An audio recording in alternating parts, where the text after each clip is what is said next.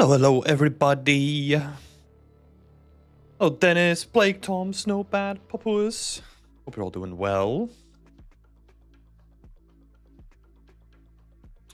Didn't have that much time today, so my setup is still a mess. So don't mind the mess. Don't mind the digital clutter.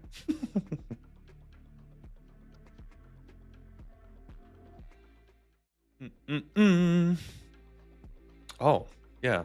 Look at that beautiful chat box. Oh my god, that's horrendous. I need to replace that, huh? That's an issue for later, so... Sorry. Hello, Francesco. Hello, Dennis. Hope everyone is doing well. Hope everyone is having a good evening. It's the start of my vacation, so this is my last day at work. And this will also be the last Whip Wednesday for the year, as I will be taking a break. I just want to say that like right off the bat, so that people are expecting me to show up like next week or something like that. As always, I will still be like in our community, just hanging around, chatting to people, all that good stuff. But yeah, I'm gonna take a break from the rest, like the live stream schedule, recharge the batteries properly, and then we'll get back to the good stuff next year. After this event, of course. So yeah, we do have a bunch of people to look at today. So we are not gonna linger too long, but yeah. How many days? How many days for what? For vacation. I think that's what you're referring to, right? So I'm off the entire month now. So from the 12th until like the 6th of January, I'm off. Because yeah, I just didn't really take like any time off like during the rest of the year, really. So I just had like a bunch of time saved up.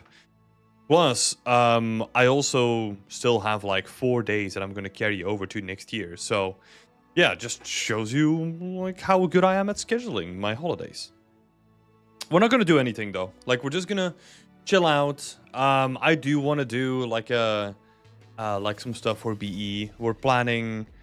Of course, that's still going to go on. Like for Beyond Extent, I'm currently planning like a recap of the year and also like a plan for next year and then seeing where we go with everything. So that will still be happening. And yeah, what else will be happening? Yeah, definitely some work, but like everyone else is gonna wind down for the year anyway. So I'm not expecting too much to get done apart from stuff that I want to do personally. Yeah. What we're not gonna go visit the family or like hang out with friends all that often, like because everyone just literally just like is scrambling to get home, right? So we'll just stay here and chill out, which honestly is what I'm looking for.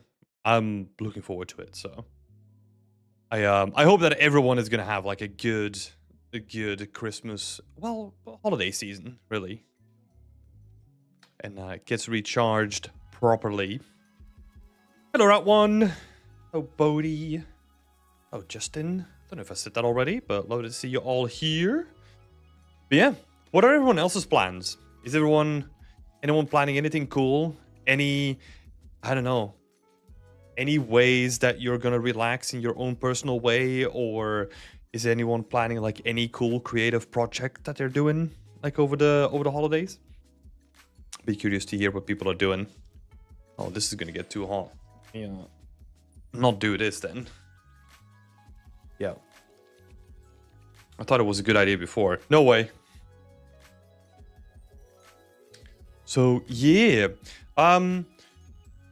Yeah, so there will be like a bunch of changes for the next year. I will make a post about this later, and that will be up on the website and all that kind of stuff. But I am planning to do a bunch of, I don't want to say too much because I'm still asking for feedback and talking to people about like what they think about it. But I think one of the main ideas would be that we move most of this live stream stuff, most of this live stream content into the Discord. That's like an idea that I've been thinking about. Oh, Francisco's playing Stalker. I'm gonna play Stalker as well. I've been having a lot of fun exploring it. Oh, and plus, I'm gonna play Baldur's Gate with my partner. We set that as like an end of year goal, so we're gonna play Baldur's Gate together. It'll be nice. I'm looking forward to it. It'll be good. Manically finish this project before I fly out in January. Oh shit! How long are you gonna go for? I mean, honestly, it's not that big of a deal if you just come back and like get fully refreshed and then finish it off, right? Francesco is also doing an art test. It's quite stressful. After this, I will be going back to my Victorian project. Yeah, artists are meant to be stressful. I think they're designed to be that way. Yeah, I assumed as much because I saw you post in the Discord as well. So I assumed that it was an artist just because it doesn't say that it's an artist, but it says like, oh, focus on this or something like that. I was like, yeah, definitely doing an artist. Yeah. Best of luck. Best of luck. I hope the artist goes well. I hope that you get to hear something back from them soon. And then, yeah, hopefully you get the job. Hello, Andrea.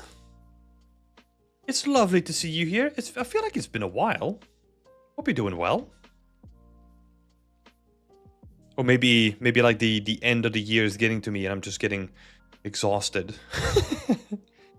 I do have to say, like, this year was pretty busy. I feel that, like, just from like a personal perspective, I feel that I did really try to push stuff again this year. There's definitely stuff that I focused on that I shouldn't really have focused on a lot. It is going to pay off in the long run. So for an example, like, I did a lot of stuff in the background, like organizing ourselves, like all that kind of stuff. It's like the boring, mundane stuff that you don't really see a lot of it. It doesn't have like a major impact, but it does help in the long run with like having more people on the team and all that kind of stuff. I don't know. It just feels that at this point, like, I could have spent that time better, but hey, it's done now. Yeah, and then maybe spend a little bit more time focusing on like that stack of paper that's lying here. Is still on my plan to do. I'm gonna be working on that over Christmas, at least a little bit. So that is the outline of the book, right? So basically all the tips that I've written over like the past, well, not the past 5 years, but like over the span of 5 years, I have, I've had some help with the redesigning of the book, and I've gone through all the text of the individual pages, and I try to like, clear it out, really. Like, really clean up the text, really try to make it like straight to the point, more useful.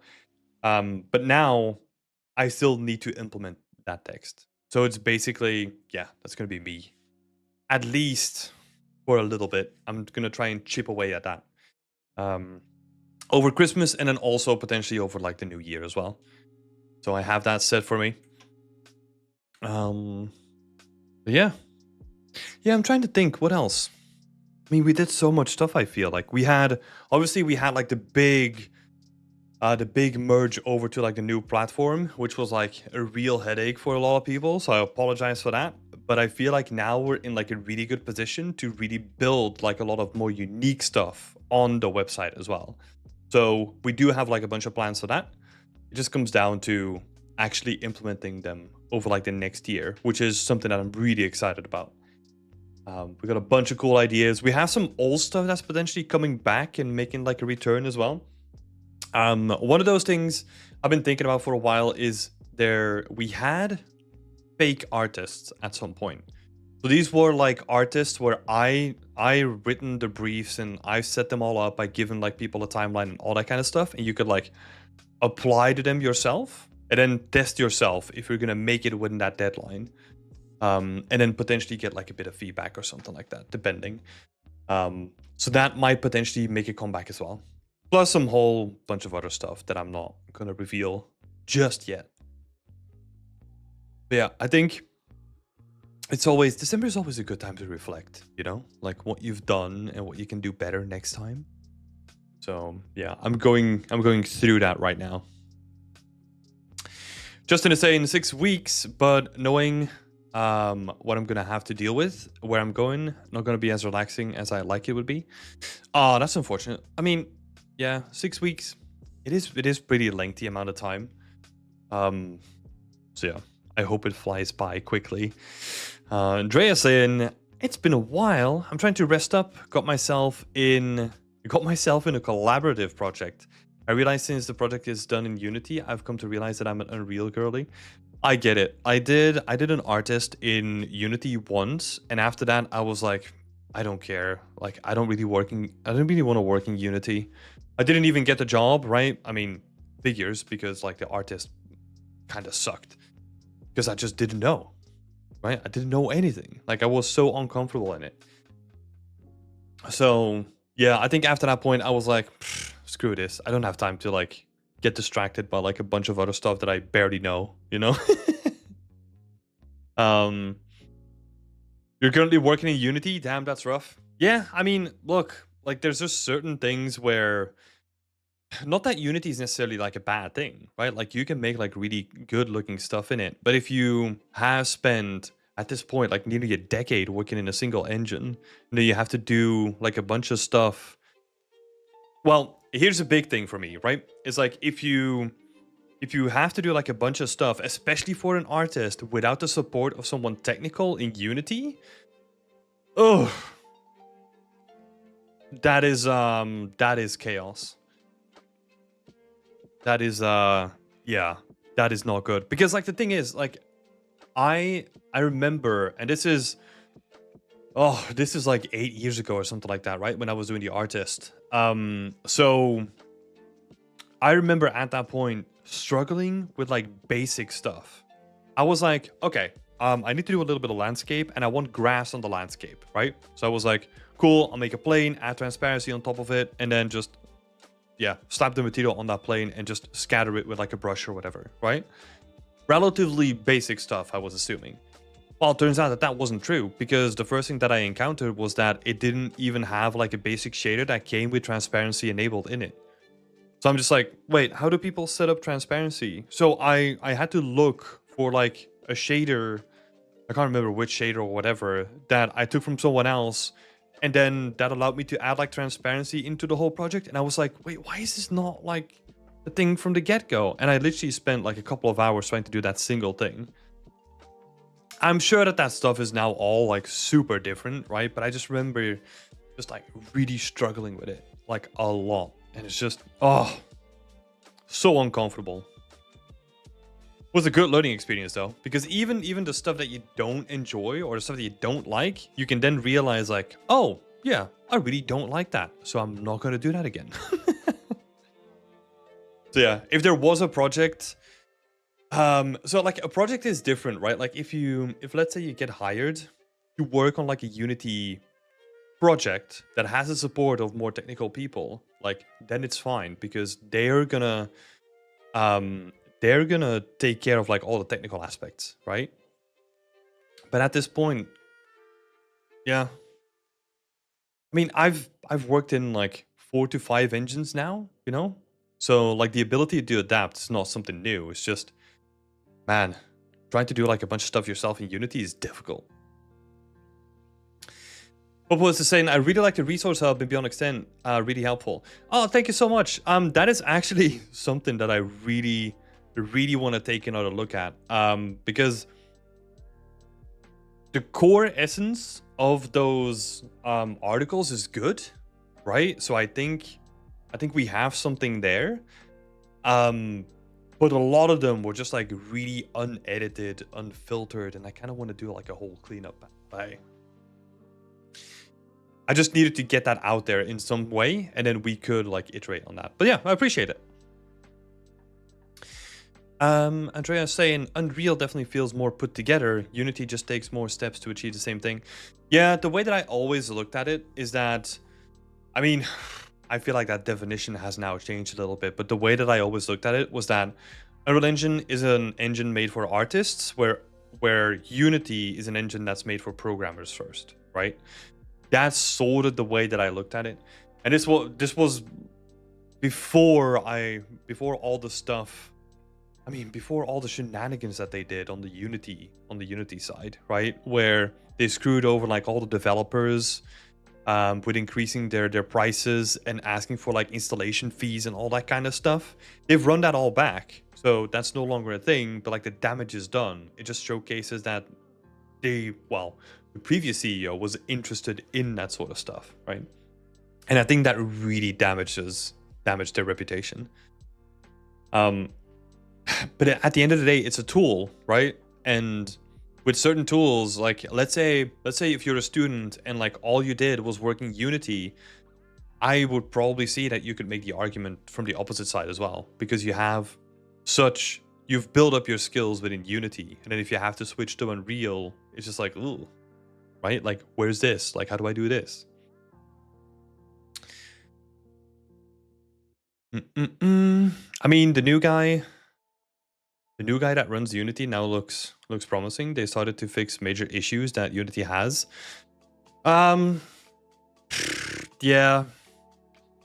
I think the bigger issue there is, like I said before, right? It's like the brand trust is gone.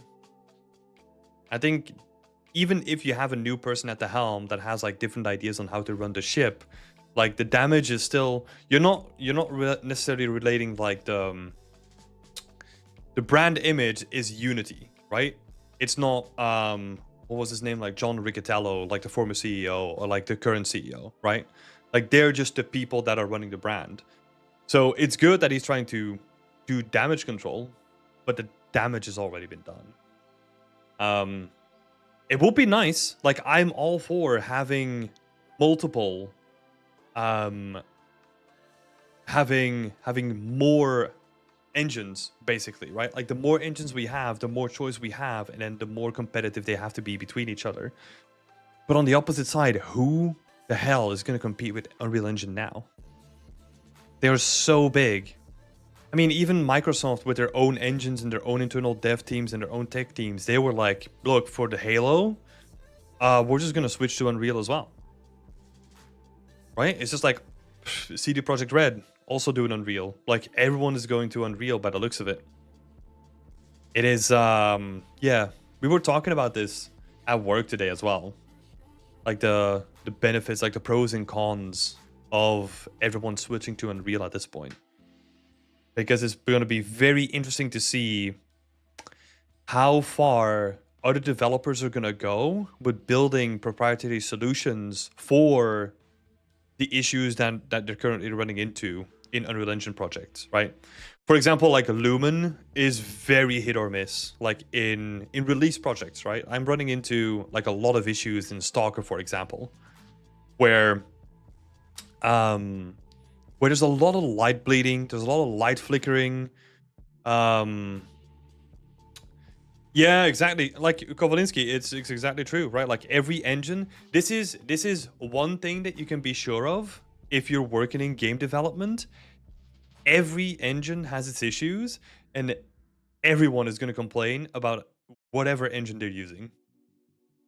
That is like the one thing that is true for like all game developers. Everyone just complains about their engine, no matter which one they use.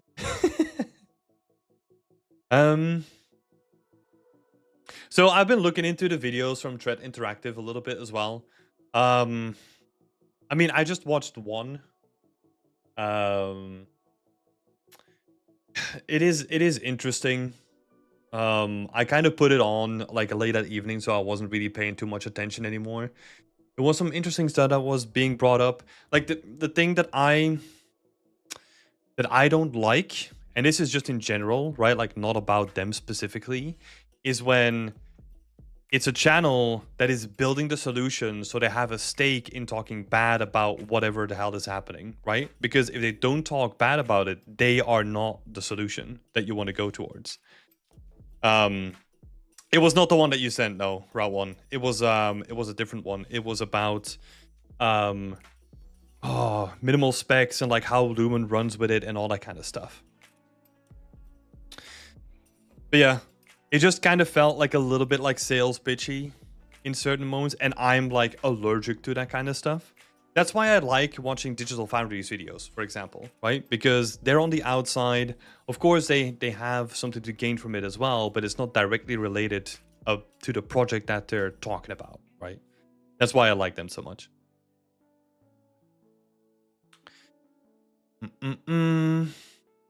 It's definitely different, but a lot of accessible features in Unreal are quite tricky or hard to find in Unity.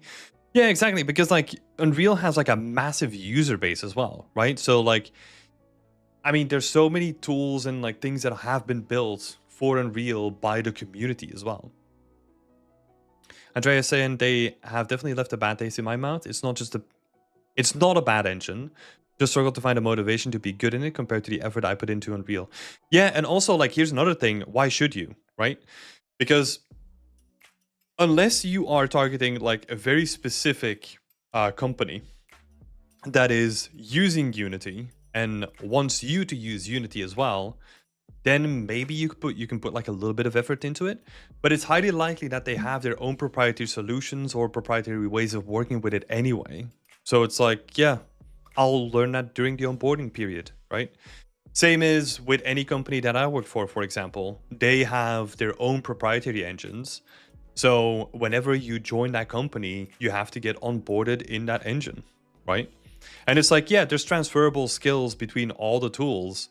But yeah, you're still going to have to onboard onto that engine anyway. Yeah, I would also not have the motivation to, in general, like make any lateral move, right? Like another way to explain this, for example, is I love modeling in Blender, right? So at this point, like if we have like a new solution in 3D modeling come up, it has to be so much better than Blender to actually convince me to go to that program, right? Like the same thing, because like you're just switching a tool that's basically already doing something for you for another tool that you then have to learn. You're not learning a new skill, you're just moving sideways. The same thing with engines as well, right? So yeah. Just stick with one thing. The thing that is like the easiest to use and the stuff that you have the most fun in. Reduce the most amount of friction that you can. And then just, yeah. The rest will change like as you join like a company or something like that. Stalker has some weird lumen. Yeah, it for sure has. Justin is saying there's been debates about Unreal since it's so accessible to everyone. So many videos on YouTube discussing this topic. Yeah, I feel like, oh god, we're getting into this era where like a lot of companies and a lot of people are noticing the flaws of Unreal as well. Because before it was very stereotypical, right? But like Unity was for the bad games and then Unreal was for like the graphically impressive games. But I feel like we've gotten to this point where like the tech underlying like Lumen and Nanite is really powerful. But we also see a lot of games that have shader compilation or like a bad Lumen implementation or whatever happening, right? So people are seeing the flaws of Unreal more and more as well at this stage. And I feel like the tide is somewhat turning. Like public perceptions is not like, oh, the cool games are only made in Unreal. I think it's still there, but it's kind of like diminishing because now the flaws are becoming like more apparent too. Yeah. I think they have to be very careful with also like how they divide up their attention, right? Because from the looks of it, Unreal Engine is trying to be like the jack of all trades, right? Because they have like their engine for cinematics, they have it for games, they have it for like product rendering, like they have it for everything now, right? Which gives them like a broad exposure to a lot of markets, but that also means that the specific tools for each industry are kind of lacking, right? So for example, one of the examples is any open world related tool was never really a thing in Unreal, right? If you think about like the one file per actor and like world partitioning, like all those tools, they're very new to Unreal and they weren't a thing up until this point. So like making like an open world game was really difficult to do. Whereas now, of course, they have all that tech, but it's still in its infancy compared to some other engines, mostly proprietary. But mostly proprietary, but like they have like a lot of really cool world building tools. Like even even some of the older engines that Ubisoft uses has a fantastic tool set for like open world building, right? So yeah. Let's see. Of course, I start talking about Blender, and people keep asking about the add-ons in Blender. I mean, it's such a stereotypical question. I don't mind. Any recommendations for UV tools in Blender? So, I use UV Toolkit, I think, but I only use like a specific set of tools. I don't use the whole thing. I mostly use it to like quadrify islands. So if I'm mapping something that has like a organic shape and just quadrifying it so that it becomes a strip so that I can map it onto like a trim sheet. That's a good one. What is another one? Zen UV is pretty good. UV Packmaster is pretty good, but I don't use it because I don't make unique textures anymore. Most of the stuff that I do, I just do with like trim sheets and tilables and all that kind of stuff. So yeah, but UV Packmaster is pretty good. What are some of the other things? Like there's a tool called like Edit Edge Flow. Like I love that, and I use that on a daily basis in Blender, where I can just like select an edge loop and it just relaxes it. I love that too so much. I use that like daily, if not hourly. Like it's really specific to like the way that I work, but I love it. And then for my personal project, I use Blender for Unreal Engine. It's just like a batch exporter tool that takes like everything in the scene that I tag in a specific way, and then boonk, pushes it to Unreal. Hardups is good. I have it, but I don't use it. It's not my workflow, right? So I don't have the need for it. If you're making if you're making like anything technical, Hardups is really good. Andrea is saying it's like a car, same thing, just a different size to get used to. Yeah, it's just a tool, right? Couldn't it be because people are rushed to produce a game? I don't fully know though. Is that referring to everyone switching to Unreal Engine?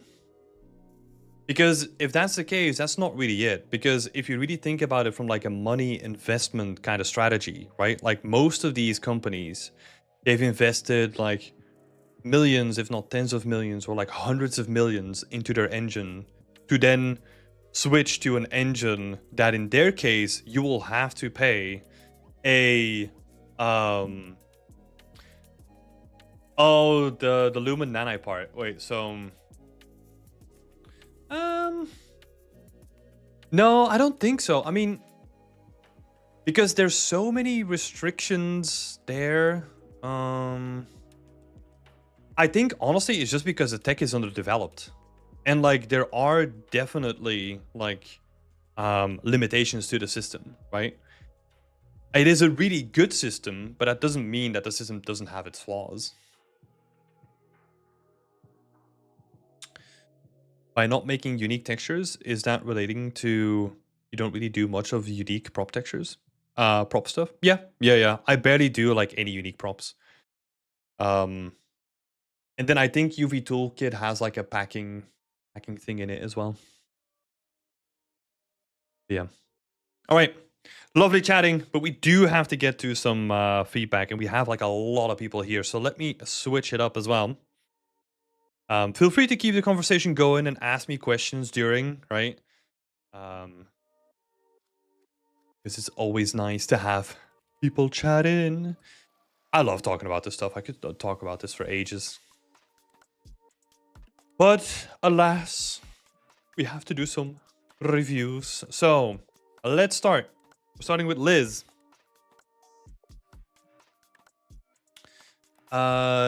This is, when was this posted? I think last week, right? Yeah, because we had to miss like a week So I wasn't available last week. So we are gonna see.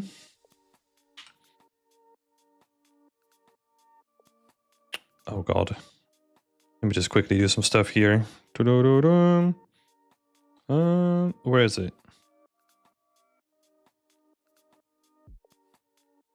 Can I like... we even have a texture? No. Whatever. I want the pressure to be all the way there. Let's do 75. Let's go. If you had a podcast just chatting about these things, God, it is so funny. People keep mentioning the podcast. I used to do a podcast like 3 years ago or something like that with a good friend of mine, and we were literally like, me and that friend, we were literally in our community Discord channel, and we were just chatting about like a bunch of stuff, and people said like, "Oh, you should do a podcast." And it's like, yeah, we did. It would be so funny though. It would be funny to bring that back, but we'll see what happens. So let's dive into the podcast. Not the podcast, the reviews. Andrea, you got me all confused. So I would like some advice on the secondary shapes of the building. I was wondering if you could overpaint some ideas to make the building more interesting, since I'm not following the 100% my concept art, right? In that case, I would look at the concept art and just see what you can get from it, right? Because I feel the concept art was actually pretty instrumental on just like looking at some of the shapes, right? So if we just look at what we have here, like if we really had to deduce what's happening, right? We're not gonna be looking at like the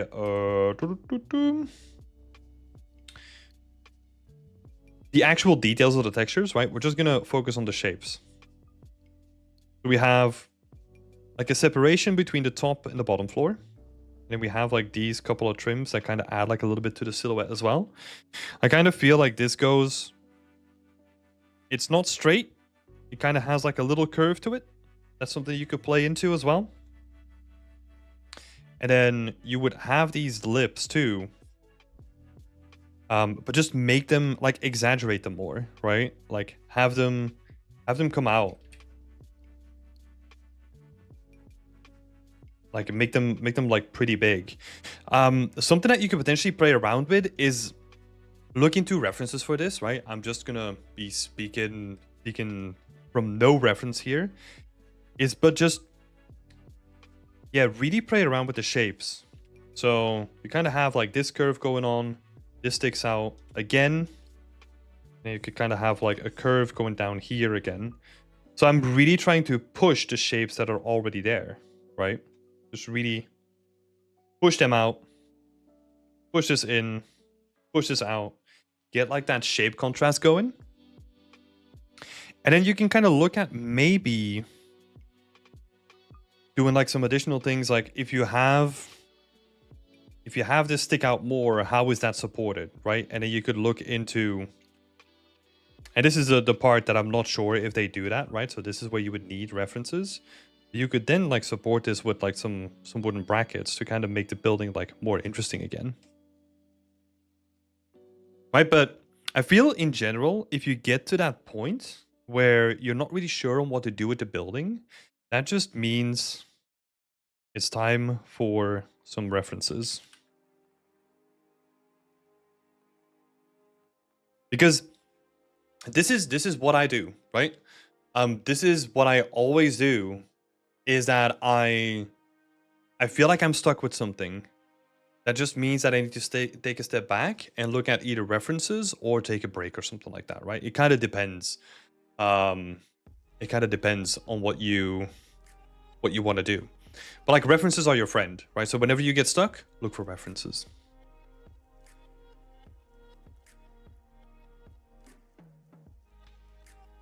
That's why I'm also keeping it like pretty vague and pretty high level.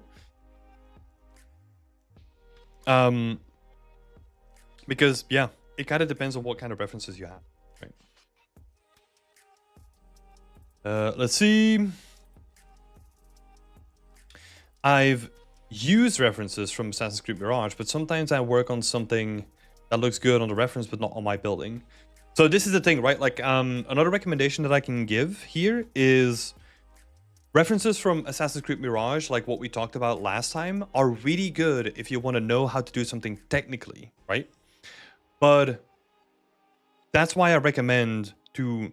I kind of recommend to never use or like barely use any references that come from a game. Try to do everything from real life. And then if you want to see like how they do that on like a technical level, then you can kind of rely on like the game examples, right? But everything needs to come from real life, because real life is always going to be like way richer than like anything we do in like games. The reason for that being is if you look at Assassin's Creed, for example, right? All those buildings, they are specifically made to fit metrics, right? So the metrics of the NPCs walking around at the town, like the climbing metrics, like how people are gonna climb onto the walls, they have to make visual sacrifices to focus on the gameplay first. What we want to do as artists is we want to have the least amount of visual sacrifices as possible, especially when it comes to our personal work, right? That's why something like this, where, for example, where you have this little lip, this tiny little lip, you would not be able to do that in Assassin's Creed, because that means that lip is going to give the indication of like, hey, can a person stand here or not? And that is confusing for the player. So it's better to either make it a wider gap so that they can stand there, or make it a smaller gap that you can potentially like latch onto or something like that, right? But we don't have those constraints here. So look for references and look for real life references. Super important. Start there first. And then you're good to go. Also, I see that you have some damage. Exaggerate things. I'm not going to be able to write that.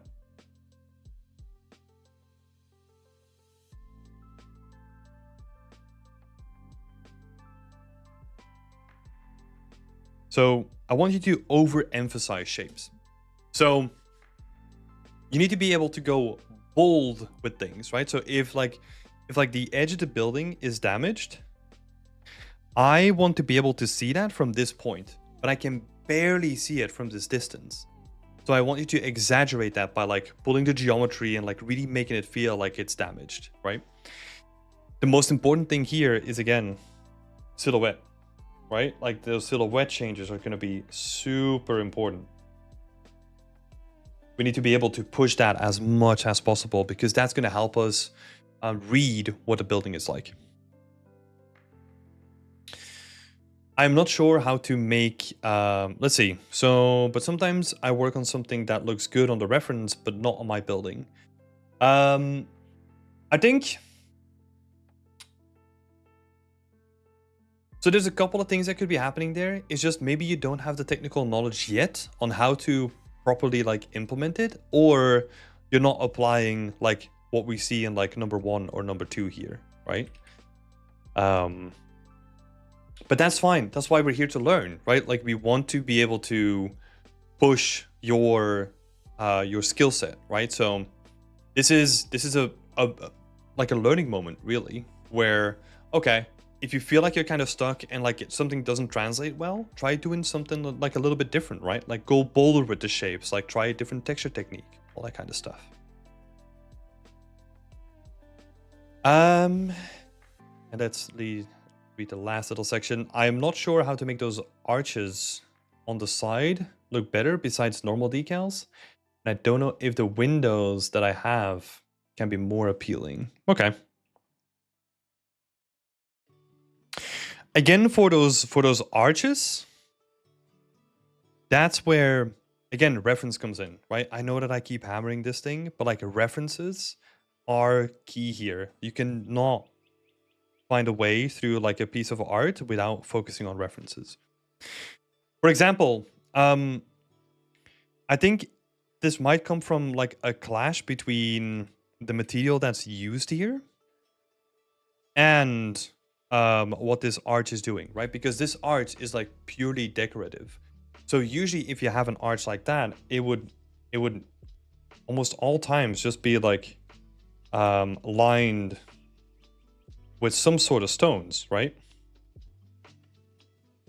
And now we can see that this becomes like more interesting than it was before. Let me change some stuff up here quickly.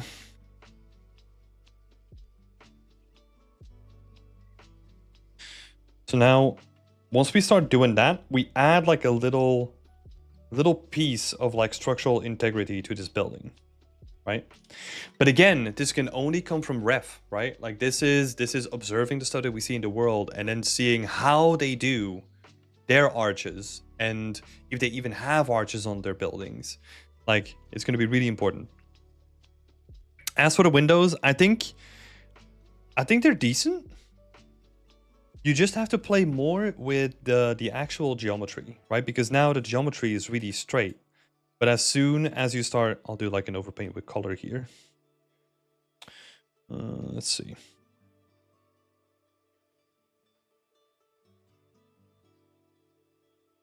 Let's exaggerate a little bit, right? But as soon as you start, like, you like push away like the geometry, right? And I'll do like an overpaint on top of this overpaint. Freaking Steam, stop. Stop. So, let's do an overpaint on top of this overpaint. So if you look here, like this would mean that like you can't have just like a singular bevel, right? Because what you're doing now is you have like the side of your window, right? So this would be the window. And then you would have like basically a straight bit of geometry that goes into a bevel. We need to vary this bevel up. So what that means, if we zoom in here, like you would have like straight side of the window potentially. And then you would like break this up, right? So this is like, I'm pushing like a geometry around. So this is where it goes into like the window again, right? And this is where it goes to like the flat surface. But making that transition like more interesting by adding more geometry is going to help a lot. It's just going to break up that surface. Think about your approach, right? Like we are limited what we can do in terms of like the texturing to a certain degree. So we kind of have to rely a bit more on like raw geometry. Obviously, we can have like mesh decals and all that kind of stuff, adding like detail too. But we need to make use of like the base geometry first before we start thinking about like those details. And then potentially, if you combine that with like the titleables that you have here, which they do definitely need some work when it comes to blending the vertex paint.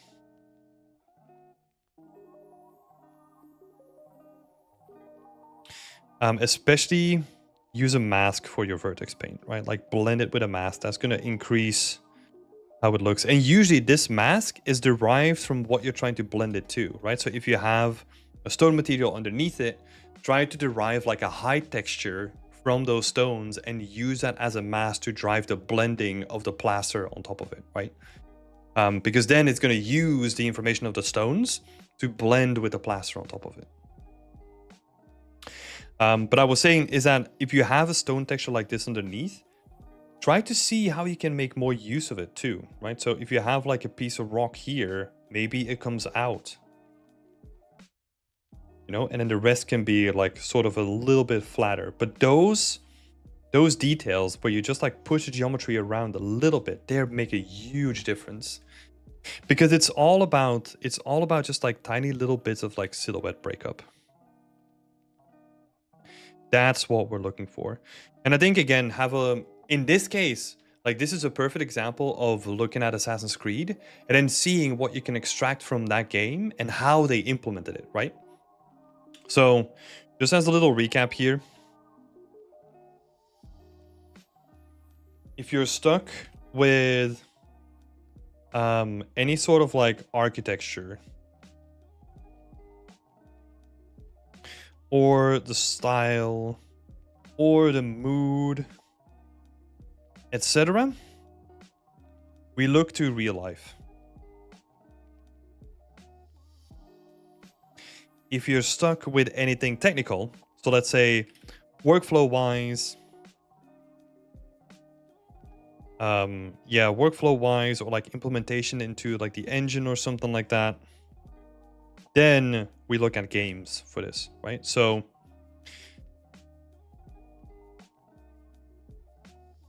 that's how we kind of use references.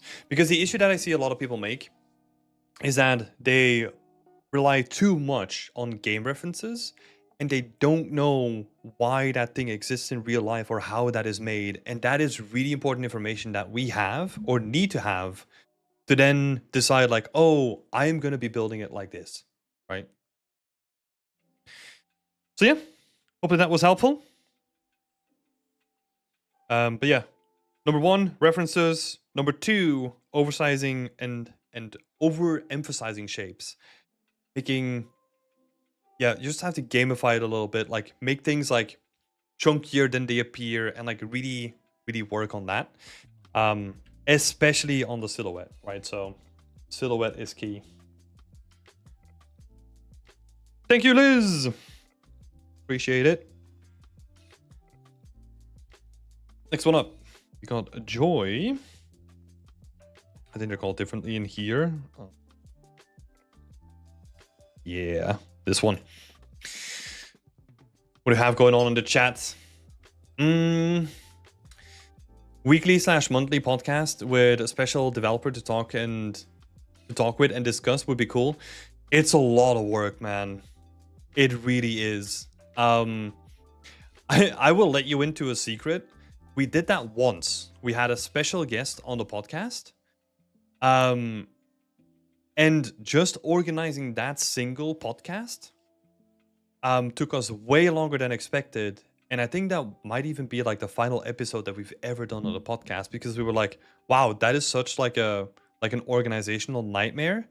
Because it's not only about like scheduling, it's also the editing and all that kind of stuff. We were doing everything by ourselves on top of our like daily stuff, right? And then personal projects and all that kind of stuff too. It was that's why we only did one.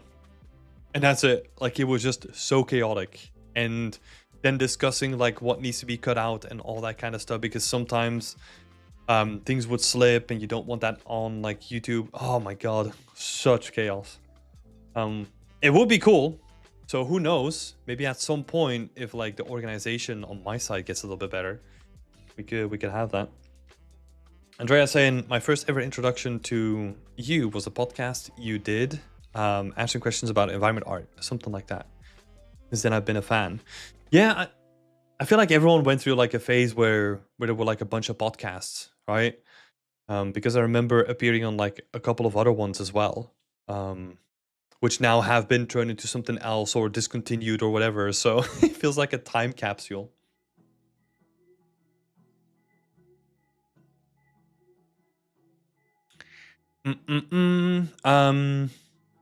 Does anyone know where I can get that Unreal Engine blockout texture? Oh, I think you were referring to the one that Liz had on her project. So that one I think comes from the course from well, this is where I've heard it the most, like mentioned, right? It comes from the course from Thiago Klafke. I think. I'm not sure. And I feel like it's been passed around between people. Yeah, the metric grid, right? I didn't know that it was in source content. I think the one in source doesn't have like the grid on it though. I think that's what a lot of people look for. Hello Tim. Hello Joy.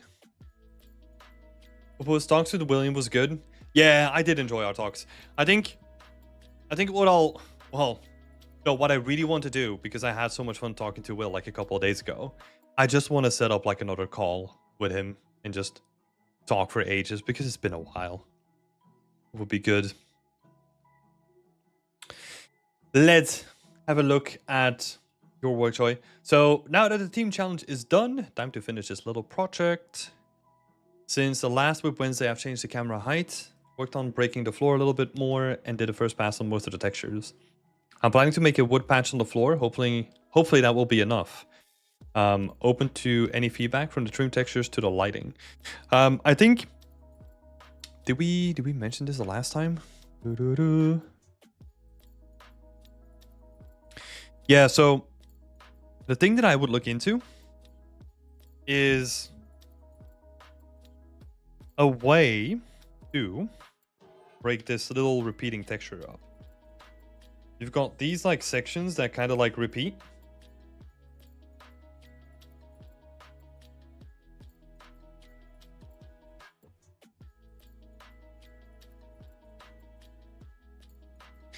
I would definitely try to sort those out first because that's like pretty disruptive.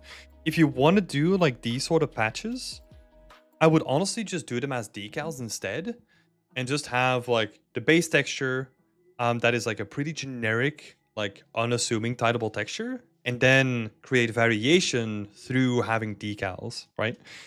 Because you have like a couple of decals here. I think that works great, but you gotta use them in more deliberate ways to like reduce like that repetition that you have. And that's easy, right? You got all the ingredients there. Yeah, you basically want to cover repeating patterns up as much as you can. So either that's through decals or vertex paint or whatever, right? Oh, I didn't realize that we still had like the chat up here. All right, let's just deal with it. Let me do this. It looks so janky. No, I can't deal with it. That scene looks awesome. Yeah, I agree, Bodhi. Looks good. Lighting does wonders. So let's see. A wood patch on the floor, hoping that will be enough. And the Tim textures to the lighting. I think that's the main thing that I would adjust. I would honestly just focus on the textures, right? Anything repeating, anything straight, anything like that needs to go, right? Like that's the stuff that you kind of want to tweak. Anything too uniform. So let's make a list. So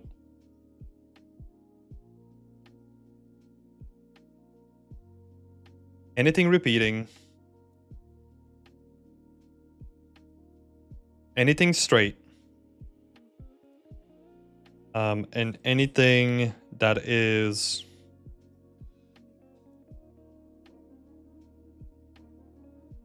uniform. Right, so we already talked about number one, like the repeating patterns.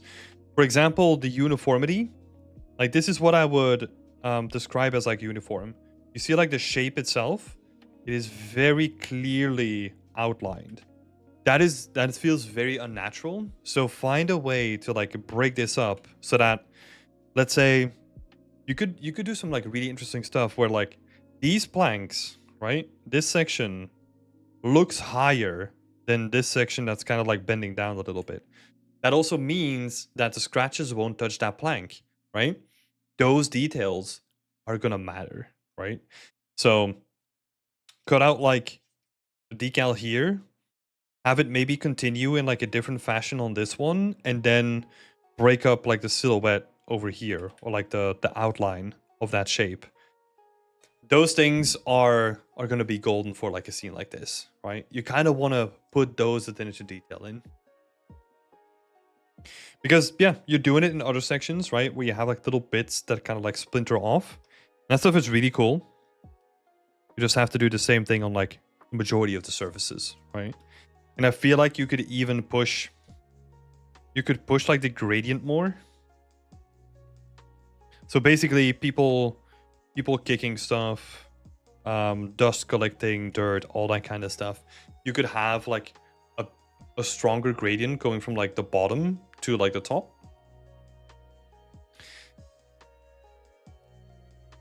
That would be like...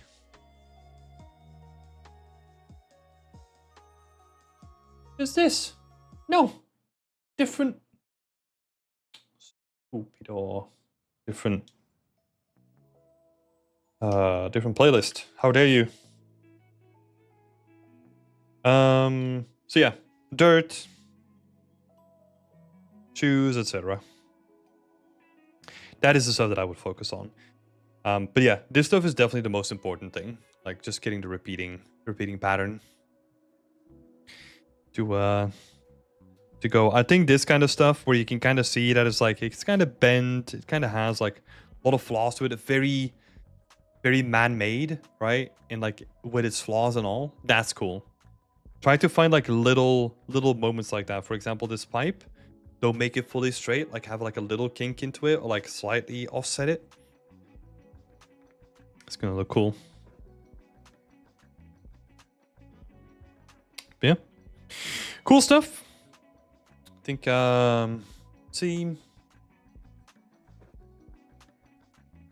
yeah, I think overall it's looking really good. Just keep doing what you're doing. Pay attention to those details. I was looking into color tint using RGB masking for the floor. Would you blend it between each floor kits? I would not necessarily do it like that. I would do it with a vertex paint. Like on surfaces like this, I'm not really a fan of using like an RGB mask, especially on like a big surface like this. Keep it simple. Use vertex paint. It's really simple to set up compared to like an RGB mask where if you want to change something, you have to go back and all that kind of stuff. I think RGB masks are great if you have repeating stuff, right? So like modular kits. That's where like an RGB mask is really good. But for bigger surfaces like this, just use like vertex paint.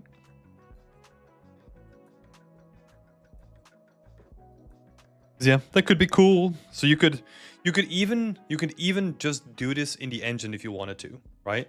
Like you could multiply it with another color on top of it. That is like, I don't know, like a little bit more yellowish, right?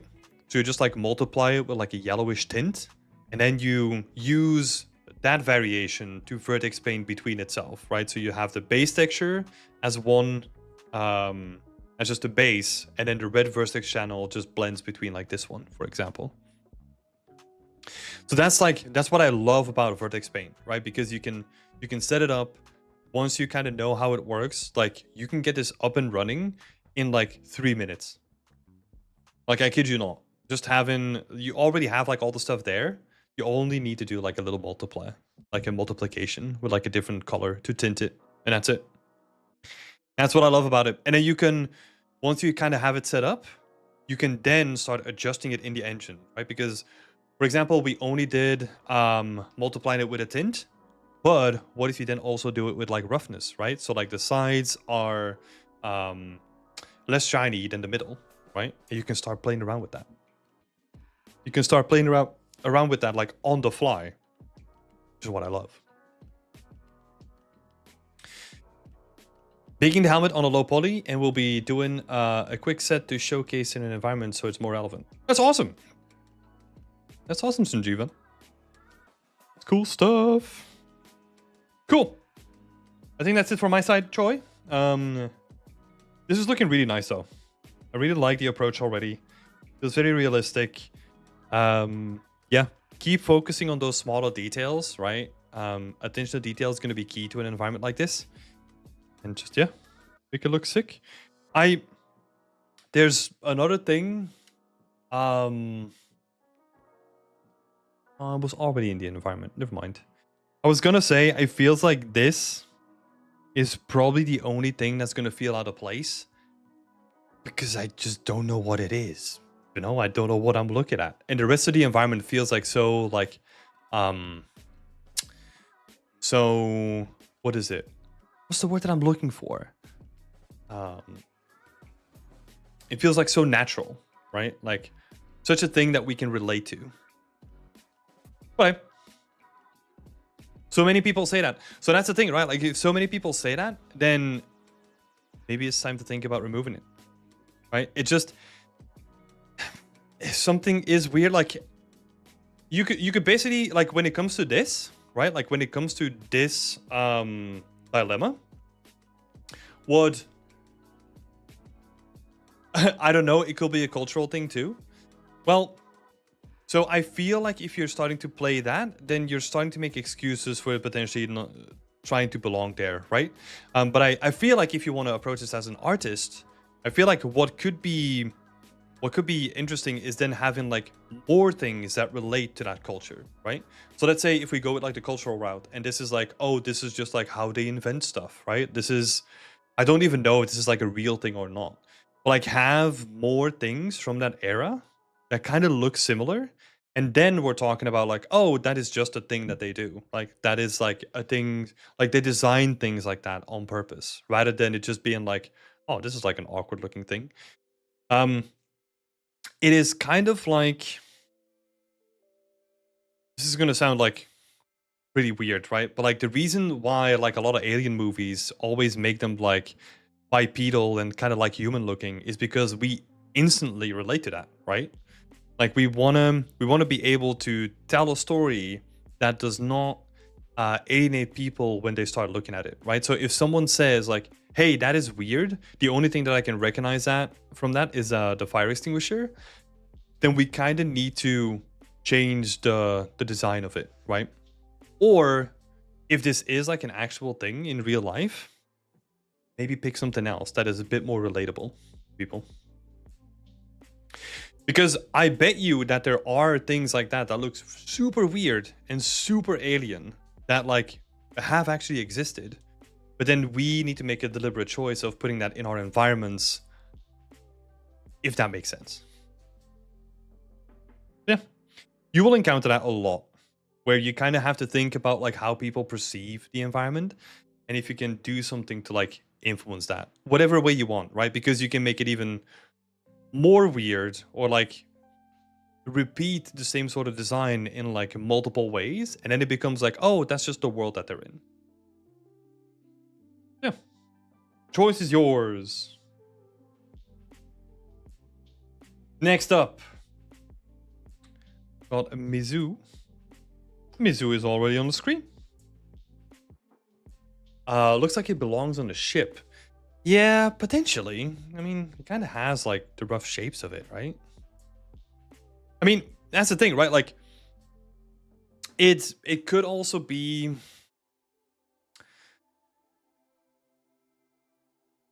It could also be like a cultural thing in the sense of what we are looking at from like an environment perspective feels very, what would I say, like 1950s America or something like that, or like very yeah, I mean, very Western civilizations, right? Like 1950s, something like that. Like a lot of wood, like corridors, like all that kind of stuff. Um, so yeah, like trying to find something that like more aligns with that then also be a shout.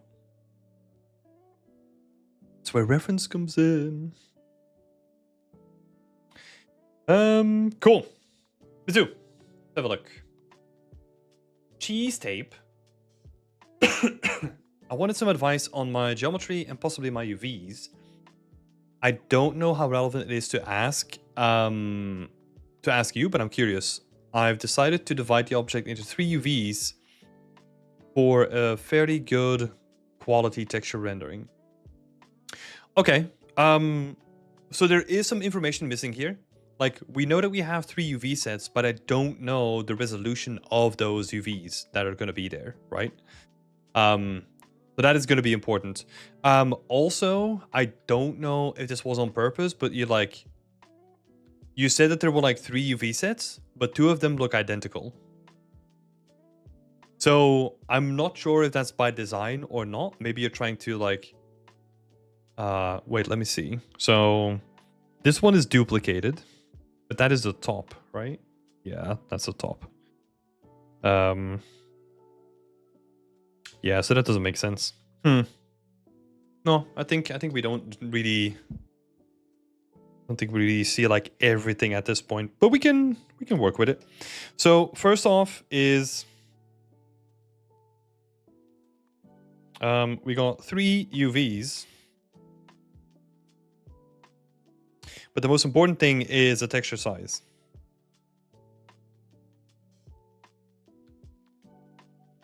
Because the reason why this matters is if you are making 3 UVs, right, which could be a choice, if they are all at a, let's say if you're doing like 3 times like 1K, right, if let's say that is like the thing that you want to go for, what you can then do is give yourself like a little bit more breathing room and just make it like a 2K instead, right? Because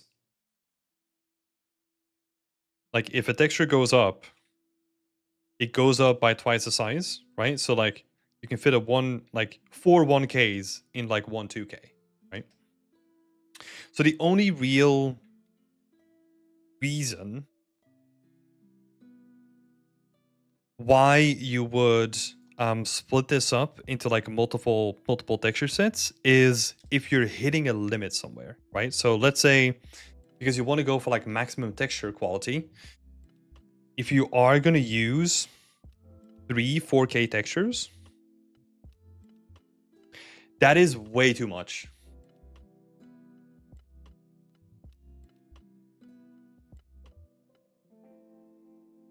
I would not do that. If that is the plan, if you are using like 3 4Ks in total, that doesn't really make sense for like the size of the prop, right?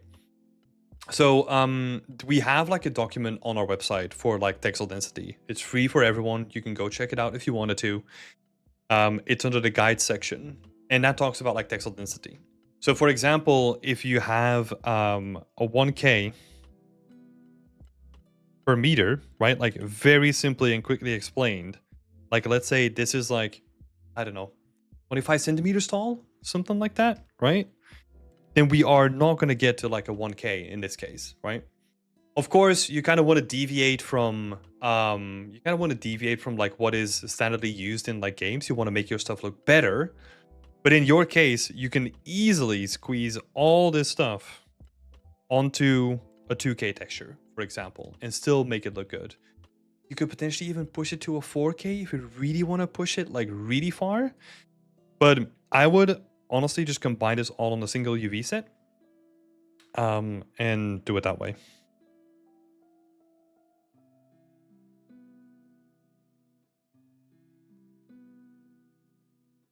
Because that's going to be more than enough, in my opinion.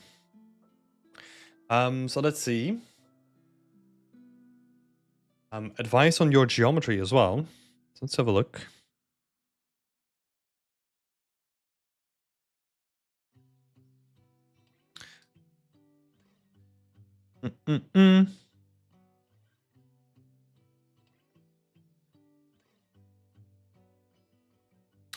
Most of this stuff makes a lot of sense.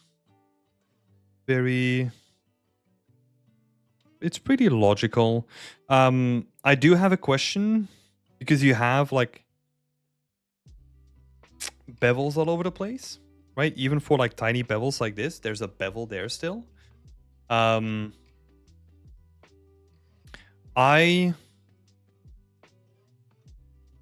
curious if this is going to be baked down, right? Which I'm assuming so. Like if you want to do it like the proper game art way, because this is not going to be like a mid poly prop, for example. So if you're gonna go for a high to low poly workflow, which is what I would recommend, then you don't need those tiny bevels.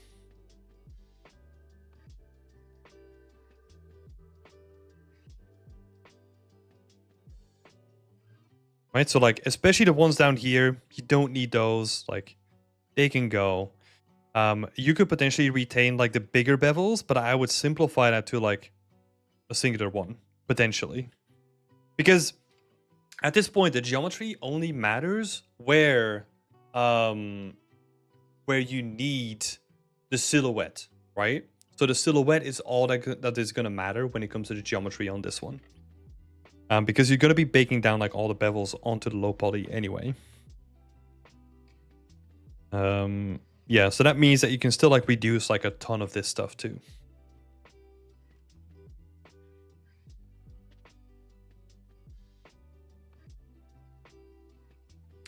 Oh my god. Only bevels for...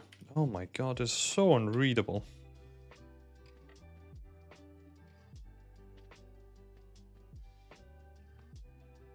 Only bevels for silhouette. A couple of other things. Mario Lopez is coming in. Need to straighten those UVs. Yeah, straightening those UVs could definitely help. That's definitely going to help with like just packing and texturing and all that kind of stuff too. Because texturing like a surface like this, like imagine a really simple example. If you need to draw like a straight line, I can't do that anymore. So I kind of need to like trust my freehand example now to like sort of get like a straight line. If you want to make it yourself easy, just like try to straighten like everything as well. So that's a good point.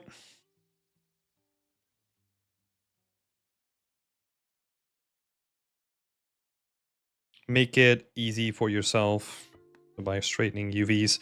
Some other stuff that I was going to bring up.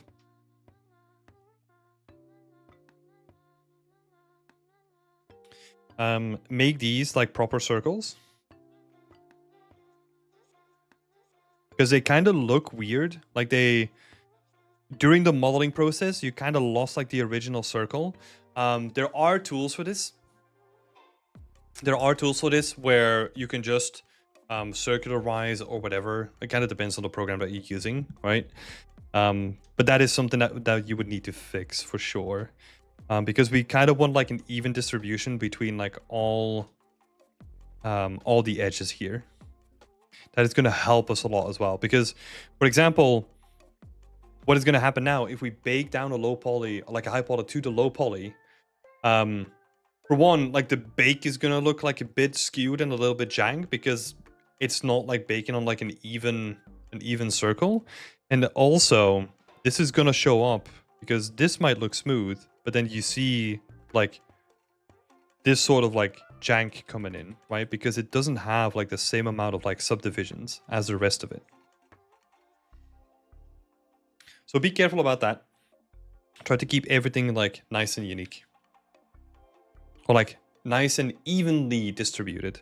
Also another thing, again, bevels coming in here, right? You don't need those bevels, especially because you're going to bake down all that kind of stuff. You don't need all those bevels. I always assume that people bevel those edges for high to low poly, so that there won't be any stretching in the bake result. Probably wrong, but that's just me putting two and two together in my head. Like on surfaces like this, I don't think it really matters that much though. Like it's been, to be fair, it's been a while, so take that with a caveat, right? Like it's been a while since I did like any UV, like any unique texturing. So don't take my word for it. Like, I mean, don't take my word for anything. Just always consume other people's content too, please. But yeah, like you can have like supporting edges, right? Like supporting edge loops that help you within the baking process.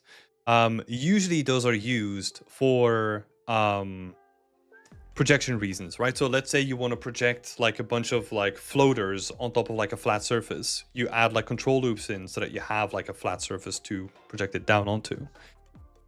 Because it's gonna, oh my god, this is gonna sound so technical. Because that has an effect on like the normals, right, from that surface. Yeah. Major forms don't help with bevels, but very small edges can be a single edge. In real games production, you simply cannot bevel every edge. Oh no, you cannot. No. Like, I mean, yeah. There's another distinction or like another difference between like what you put on ArtStation and what is actually done in like actual games, right? Of course, we kind of want to make this stuff feel like more high quality than it is in like your stereotypical game. Because you'd be surprised what games do. Like at this sort of scale, oh my god. It's just like a box with some texture slapped on top of it most of the times. Especially in the bigger open world games. Unless it is like an important thing. Yeah. Yeah, so those are like a couple of examples that I would bring up. Overall, pretty good though. Pretty good. Like you're trying to make the most of the geometry. You're using like vanishing points and all that kind of stuff. You have like these dials are like floating, so they're not embedded. So I think overall, pretty good job. Yeah, just be careful about like your texture resolution, right? Like keep that in mind and use your bevels wisely. Or yeah, as Mario was saying, you have to be a bit choosy when it comes to topology density. And I agree. Yeah. Thank you, Mizu. Best of luck on the next steps. And next, we're going to move on to Malta.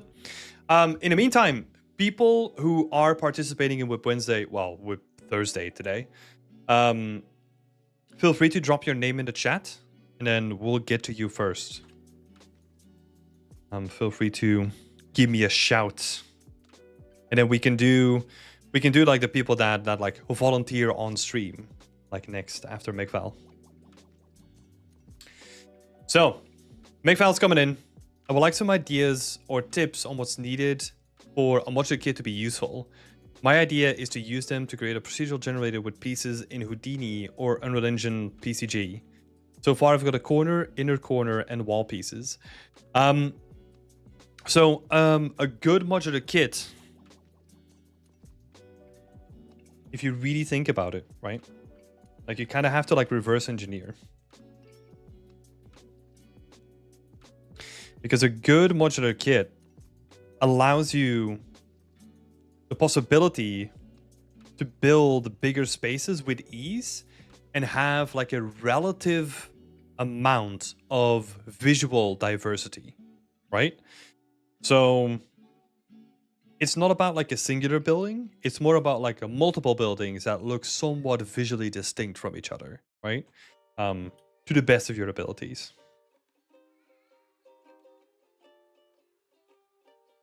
So we want to make it visually distinct.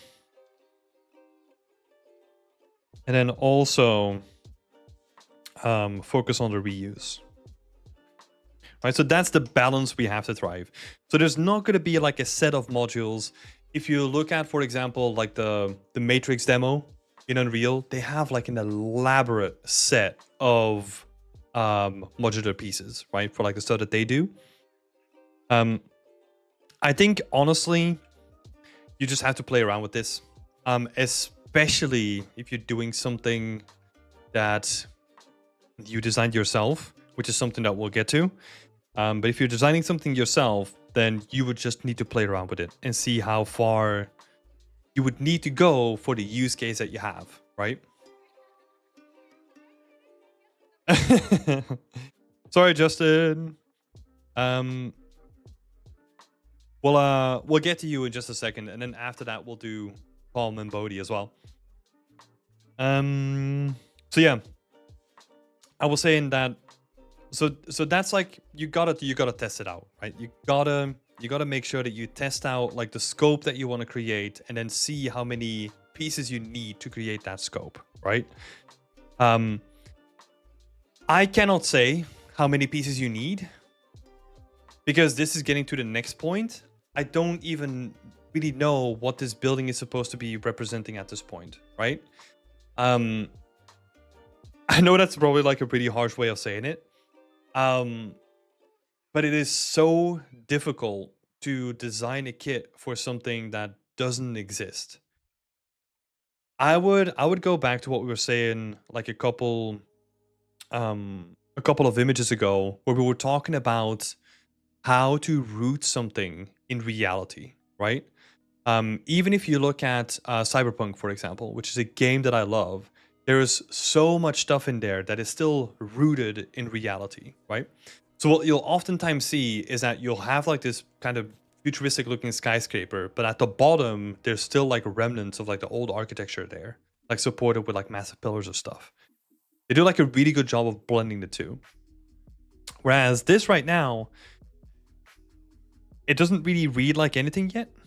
right? Even from the base shapes, like, even from the block out, I want to be able to read it as a building, right? And have that sort of layering going into it already. So honestly, if you're doing like your own design yourself, I would focus on the design of the building first before then trying to chop it up into pieces and make it into like a modular generator, right? That's the way that I would approach it. So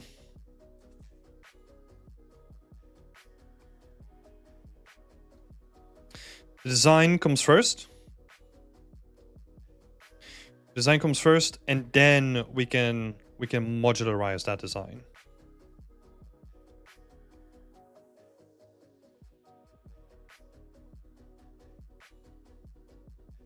Maybe it's just worth using. Maybe it's worth just using generic pieces with no detail for this, since my focus is on the Houdini work for this. So if you only, like, honestly, if you only want to do the Houdini work, like, find the best looking kit that is already available on the marketplace and just build your own tool for that, right? Then you don't have to be worried about like the actual visuals, right? Because there is still going to be something there that like the visual impact that you're going to be making is going to be limited somehow, right?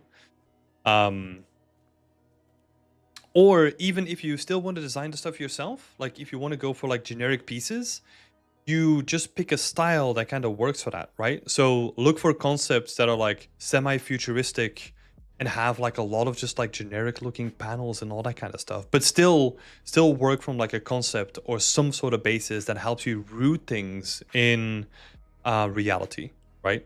Because otherwise, like, I feel like the tool and like the presentation of the tool is going to be hindered by the visuals that you are potentially intentionally like under baking at this point. And that's fine, right? Like if you just want to use like a kit, like a kit that you found on like the marketplace, and you just want to focus on like the Houdini side, that is also fine, right?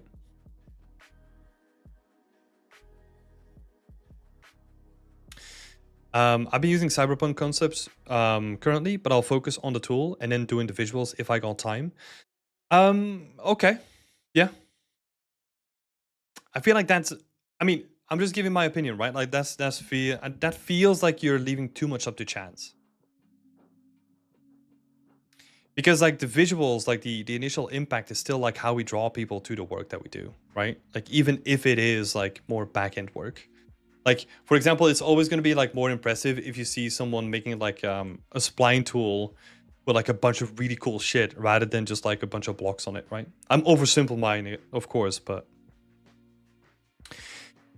yeah, I mean, look, that's just my opinion, right? Feel free to do with that what you want. A couple of questions here though. So, what other pieces are needed for a modular kit to not be overly repetitive? This is, oh, it is for a tech art portfolio. Yeah, but that doesn't mean that you can't make it look pretty, right? Like I'm not even talking about you becoming an environment artist, right? I'm talking about you in a general sense being able to like visually market your portfolio better, right? That's what I'm talking about. I'm not even talking about like environment art or anything like that. It's just about like making your work like more impressive.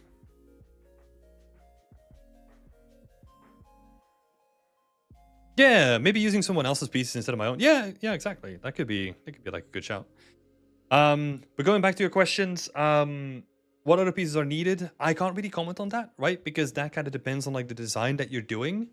And I think I kind of answered that in the beginning, where it kind of comes down to how many buildings you want to make and how visually distinct those buildings are going to be.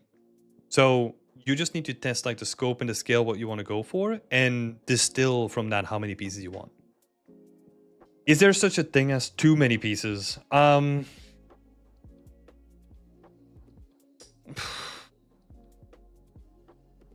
Yes, but you are working with like an automated tool, right? So in that case, it is a little bit less cumbersome, right? Because in your case, what you're doing is you don't care how many pieces like you get into the system, because your tool should be able to deal with that system regardless, right? So in this case, it's kind of different. Whereas if you're making like a modular kit yourself as an environment artist, you really want to limit the amount of pieces that you make to like a core kit, so that you can have something that is like really flexible and easy to build with.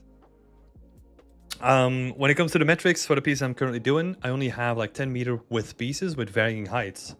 Is 10 meters too wide, or is that fine since I'm going for large buildings? I think so. 10 meters is fine, but I would, again, it comes down to testing, right?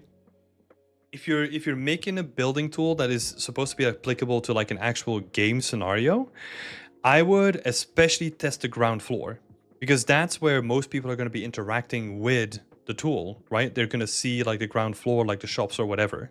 You kind of want to add some sort of variation there, or have like a bunch of modules for the ground floor specifically, so that it never looks like it is like reused, right? So the size of the thing doesn't really matter. It depends on what you do with that. That sounded really weird thinking about it, but hey, we're gonna keep moving on. So yeah, in general, like even for large buildings, like that's what you have to keep in mind. Yeah. Yeah, that's the thing. Like, it's really difficult to give like any accurate feedback on like the actual kits, right? Because yeah, it comes down to what you're gonna do with like all the individual pieces. Big pieces and it's broken up by details. Yeah, it kind of also depends on like how you're gonna do the details, right? Because you can achieve that in so many ways. You could have big uniform pieces and then have like a bunch of smaller attachments that you add on top of it afterwards, and then slap like a bunch of like decals on top of it, and it looks like kind of cool. Yeah, it kind of depends on what your approach is, right? I think those are the questions that you just have to think about when you build a tool like this and experiment with it, right? It's gonna be fun. Okay, thanks McVal for sharing. Looking cool. And best of luck. Oh, excuse me. Best of luck with the tool. Getting freaking toasty in here. Oh.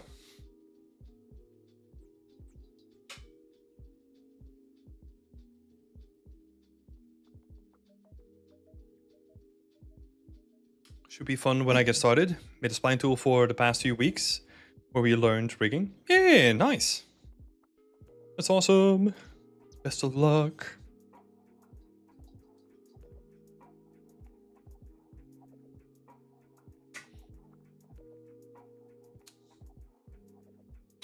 All right, next one up, Justin. Let's have a look. Dunk. My questions for tonight are thoughts on the current state of the lighting, as well as the overall layout of the level, such as the debris in front of the focal point. Oh,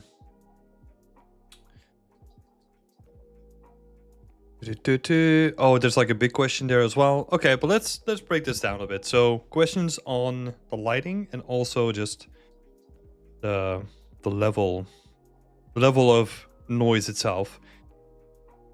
I feel like, oh man, it's gonna sound so weird, but like I feel like overall the assets and the readability of the scene, like let me be very specific with the words, right? Like the clarity of the scene went up by a lot. Like I feel like I can actually see what's happening. You have like multiple areas that are like quite nice to look at. In terms of the debris and like how much scattering is happening, it is still very noisy though. So I would potentially consider really reducing the amount of noise like in the pool, for example, so that the pool just becomes like this area of rest, and then maybe you build some more stuff around it again, right? So potentially adding like more stuff here, and then this becomes like your area of rest.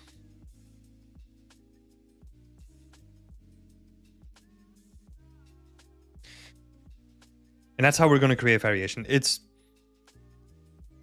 something that we really have to hammer down, right? Like we need to create some sort of contrast between the two, so that we have like this area of rest in the middle that is like kind of this like serene space where we can let our eyes rest, and then the rest of it can be like more detailed. Yeah, the lighting itself, I like the way that it's coming down. What could potentially be interesting, and this makes a little bit less sense, but I kind of personally like it, is that you rotate some of the god rays or place like fake god rays so that you get like a little bit more of a spread of the light. Because now the light is kind of coming in at like the same angle, right? Which kind of makes sense.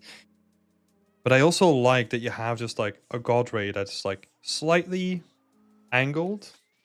And then you could have like another one here that's like slightly angled, so that we kind of have like a bigger spread coming in, right? That's something that I personally love to play with a lot. Especially when I did like the overpaints on the team challenges. Like this is something that I was playing around with a lot as well. And let's see if we can play around with it a little bit more.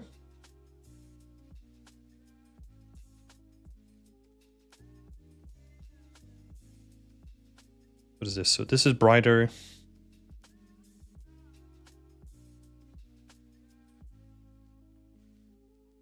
Did I duplicate it? Yeah, I did. Smart for once. What are we gonna do here?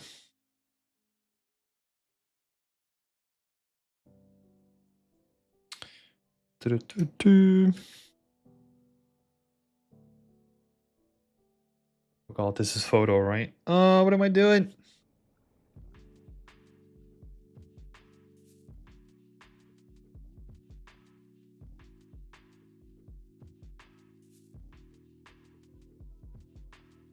Nope.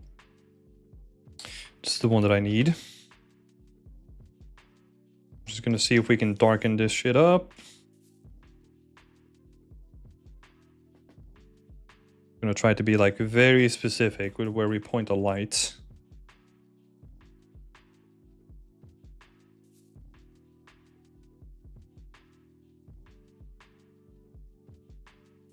Again, just trying to focus it a little bit more around the center. And then potentially like all the stuff in the foreground that we don't need, that is not relevant, like put it like more in shadow. I know that we're gonna go pretty rough at it.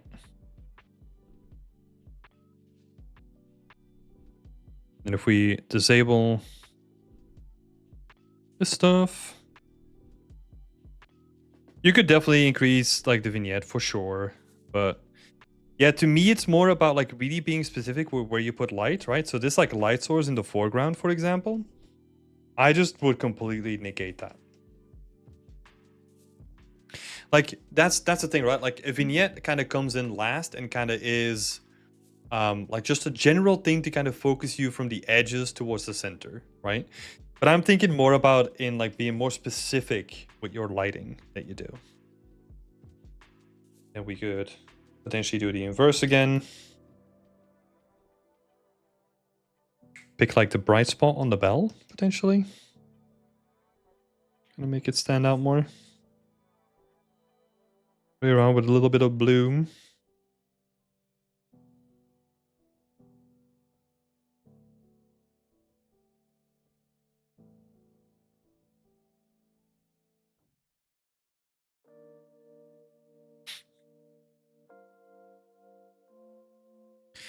But yeah, especially, let me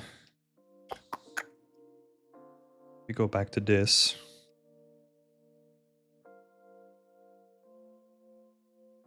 Let's see. Hello.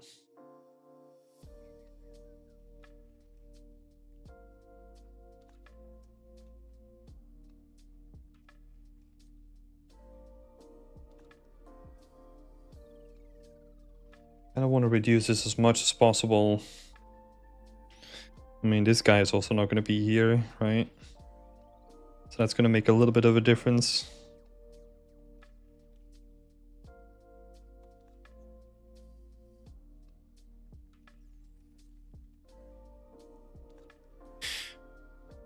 And then you could potentially play around with the color of the water just a little bit and kind of give it like a little bit more of a color pop, potentially.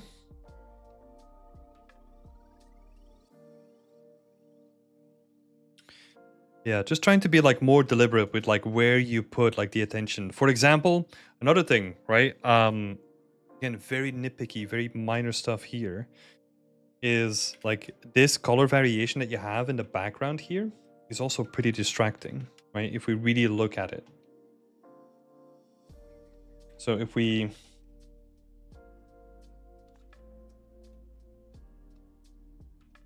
get rid of all this stuff,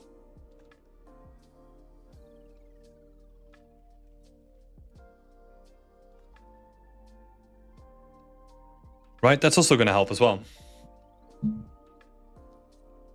And it's really those specific things, right? Like I'm trying to be very specific with where we put color contrast, where we put lighting contrast, where we put like geometric contrast, like all that stuff we kind of need to tweak very specifically. Because yeah, you can tell like the difference between the two, right? It becomes easier to read. It becomes like easier for us to kind of look at it. And the bell stands out more because I kind of got rid of like all the white in the background. Like there's not a lot of like not a lot of detail happening below the bell as well. So that got cleared up, and then we kind of focused the lighting in, right? And it really, really helps a lot with just like focusing our attention to like the stuff that really needs it. It's just normals, but I can lerp in color parameter on my shader. I mean, whatever works, right? Like honestly, I don't really care how you do it. Like the quickest way would honestly to be like just slap a color of like a couple of stones in the back, and get that sorted out. Oh, but I think you were talking about like the water potentially, right? But like, yeah, whatever works, right? Like the actual technical execution is not that big of a deal. It's just yeah, making it work. Cool. So that's most of the scene stuff, right? That's most of the scene stuff. Let's see. A second question here. Opinion on the new assets I sculpted for the focal point. Focal point. Where's this asset?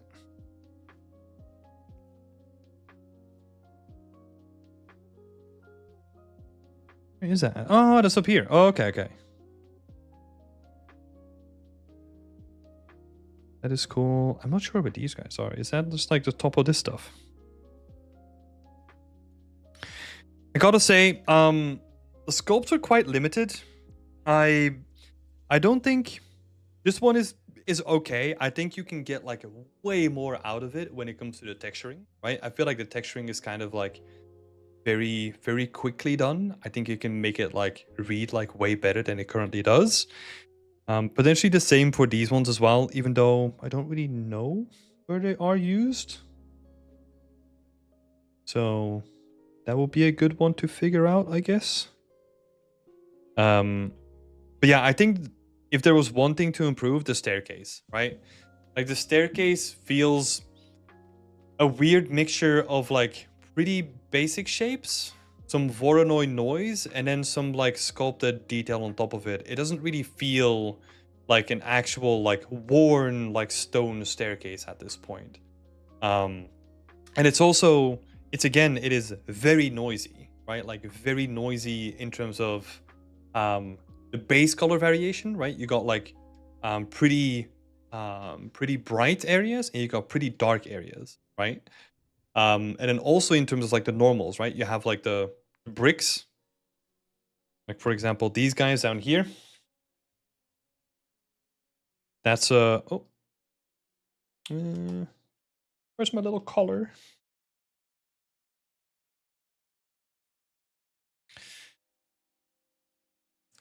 Let's go, come on.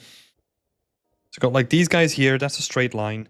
And then this stuff is just like really chaotic, right? It's a simplification, right? But like I feel like it's better to combine these two and find like the 50% in the middle and then have something that like, I don't know, is like closer to 60% for like the clean version. Well, let's see. So let's say you combine these two, right? So let's say you have this line and this line. We want to have some variation. We don't want to have like all the variation. And then you use that as a base to then start from, right? But the contrast between those two and these, well, the contrast between these two is like really different. So it doesn't feel like it's a consistent staircase, right? Whereas like you would kind of expect like a fairly consistent like approach to like the whole staircase rather than there being like such a variation.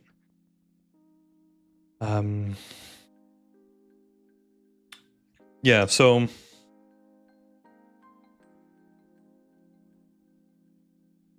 make them less noisy and more consistent. Let's see, how do they actually look? Are they implemented in the scene? I don't think so, because this is just like still straight stuff, right? Or are they here? I'm not sure. I'm not sure if these guys are already in the scene. Because, yeah, that's another thing that we need to look at, right? Like, middle stair? Oh, this guy over here then, the one that we're looking at. I feel like the reason why this one looks so good is because it's honestly like almost fully covered up with a bunch of other stuff, right? That doesn't even the way that that reads is that it reads as like a stony kind of hill with like a lot of stuff that just came down on top of it, right? That's kind of how it reads. Like it is very chaotic, but like you can barely see, like I think this is like the staircase like peeking through in certain elements. It is really hard to read again, right? Something that is like just like pretty uniform in the way that it's kind of like let me see if we can find some stuff, right? So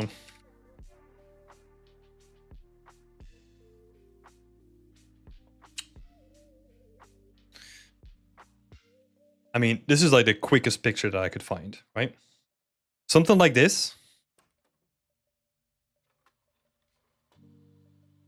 is probably something more along the lines that I was expecting, right?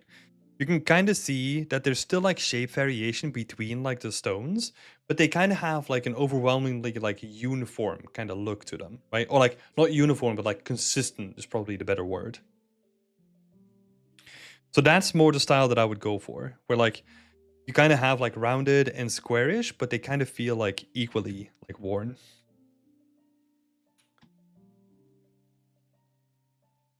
That's the stuff that I would look for. I think I'm not sure where this is coming from. I have the suspicion that it might be a lack of like high quality references potentially, and that you're not using them as much as you potentially should do. Or it might also be like potentially like the last thing that you wanted to bring up, like just the time pressure, I guess. But I would not let any sort of time pressure be an influence on your art, right? Because this is a project that you spend such a long time on. Like it's better to finish it properly than to kind of like rush it off for your portfolio, right? But let's see. So let me see, right? So people have pointed out that the noise and contrast, but I don't know if they're referring to the base material I am using or the layer of detail I added, such as the moss, lichen, and dirt. I think honestly, like it's both, right? It's both the stuff that we brought up, where it's like the variation between the albedo, like the base color variation, the dark and the light spots, but then also like the difference in like the shapes as well, right? So that's basically what we were just talking about. But you're mentioning, I also want advice in regards to whether this is good enough to put on your portfolio. This belongs more for like a portfolio review, right? I cannot make that decision for you. That is honestly that you potentially have to decide for yourself, right? I can't really make that decision for you, unfortunately. Um so you're saying I feel like I have achieved what I aim to do, which was practice my sculpting, texturing with Painter, as well as implement RGB and RVT in this project. Right now it's all just about detailing it and polishing it, but I could keep doing this for a long time, but I would probably not be satisfied with the overall result. Okay, so I feel like there's like a good indication here of what you should be doing for the next project then. Go smaller, right? Like, if you feel like, oh my god, I feel like you achieved, but it will probably not be like a good end result if you keep spending like all this amount of detailing and polishing it up. But the thing is, the magic is in the detailing and polishing it up though. Like, that's how you make good stuff. Like, that's where the magic happens on your portfolio, right? And if you kind of feel overwhelmed by like the scope and the scale of things, I think you just have to like tone down the scope in relation to, or like, so that you can actually go back and like do all the details and like the polishing up, right? I feel like, yeah, that is so important. Like, that polish and that detail is what's going to make you stand out, right? Rather than I don't even know how to describe it. Like, the way that you're feeling about it now, where you kind of feel like, I kind of got what I needed to. I kind of want to leave this to the thing. I feel like I achieved what I wanted to do, right? So yeah. I'm aware that this is not a good sign to be thinking like this, but I don't have a lot of time left before I have to take an extended leave for overseas for a while, which I know I won't be able to carry on with this project whilst on travel, as I will be very busy. I felt like I learned and improved a lot of stuff in this project, and can take what I learned from this as well for the next challenge on my next project. So that's a choice that you have to make, right? Because there's benefits to both sides, right? Having a longer break and then coming back to something like this and being able to put in the time and the polish to then put it on your portfolio, that could also be like a very good choice, right? So I'm kind of going to leave that up to you. Like, if you come back from that journey and you kind of want to work on it, or you don't, like, listen to yourself, right? That's what it comes down to. Mario saying it's an awesome scene, but you need to nail that first read on the scene. If you can get that area of rest and focus sorted out, it will make a big difference. I think so too.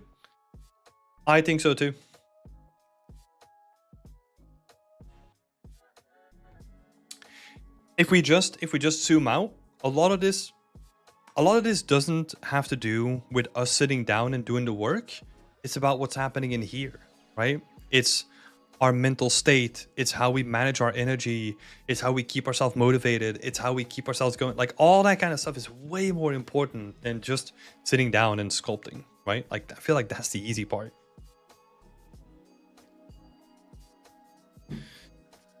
So yeah. So my recommendation would be like, it's up to you, right? Like, what you want to do. Oh, muted myself there. Whatever you want to do with it, that's fine, right? Like, it's your art. And I'm definitely not going to hold it against you if you want to move on. But pick something that is going to be more suitable next time to showcase like what you want to do, because a scope of a scene doesn't matter as much as you think it does. It's more about being able to do the storytelling, showcase that you can do like a prop and all that kind of stuff, but it can be like a small scope. Enough about that, because I agree, like, the scene looks nice. Yeah. I would say take that well-deserved rest and then see how you feel afterwards. That's how I would approach it. Cool, thanks Justin. Thanks for sharing your work.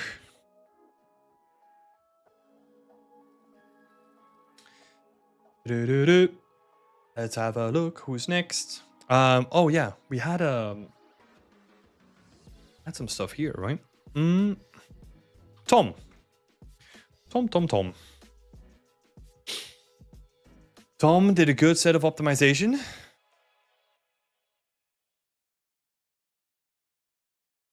Let's see. So Justin is saying thanks for the feedback, but I do think my current state and the time pressure is getting me to me. Jesus Christ, I can't read anymore.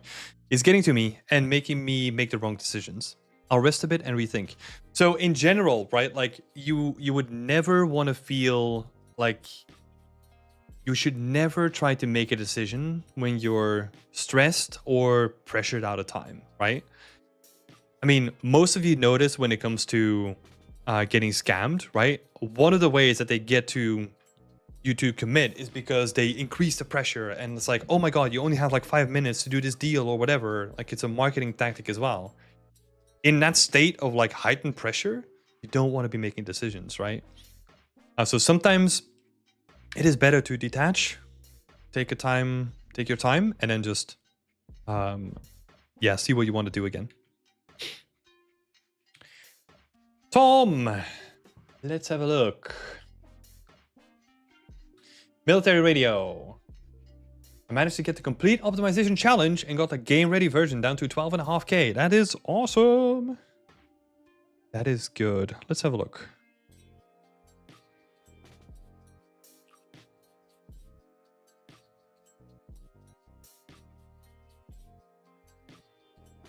That is awesome. And it is still looking really nice though. Let's see. Oh, see? I love this kind of stuff where it's like, oh, that's a hole. Nope, it's not. It's not a hole. Yeah, really good job on this. Really, really good job. Let me see, I'm kind of comparing like the two versions.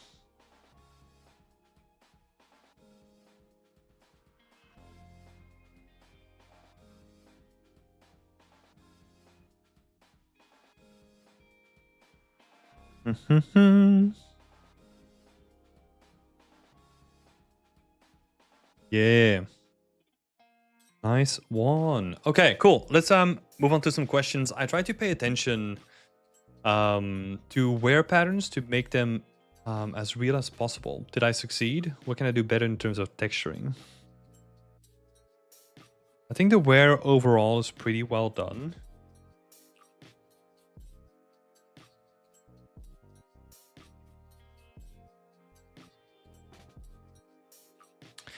I think the wear overall is pretty well done.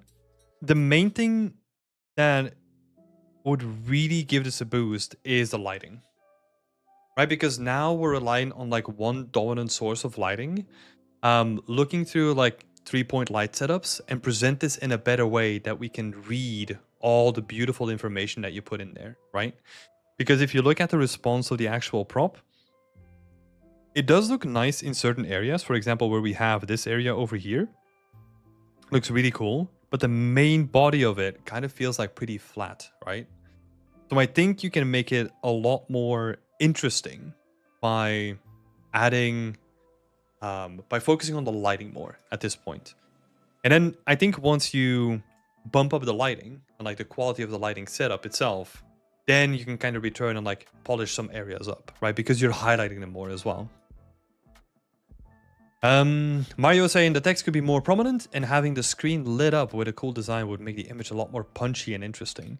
That is also a good idea. That is also a good idea. This angle, for example, is starting to give me like a good idea on currently how flat the actual body of the main whiteness of the body, right? Like, it feels like pretty flat in terms of response, but the response on the screen itself feels pretty good. Just as like it has like a really solid base. You could probably have like more specific scratches or stuff like on there, but this reads really well. But in contrast, like the body itself is really flat. So yeah, especially from this angle. Because that's what I mean, right? Like, we can really see that this has like nice roughness variation going on. This looks starting to look like really nice. We get some like really cool stuff happening here too. But in contrast, the body feels kind of like flat. Sometimes what we have to do is we have to push the reality, or like we have to push like the how we gamify these things, right? And we have to, yeah. What is a better way of explaining this? Like we have to push the roughness response when it comes to the contrast between how rough or not it is to kind of get like a more interesting read on our assets, right? So try to focus on that. Like I was saying, this stuff looks pretty nice, but then this area feels like it needs a little bit of work, right?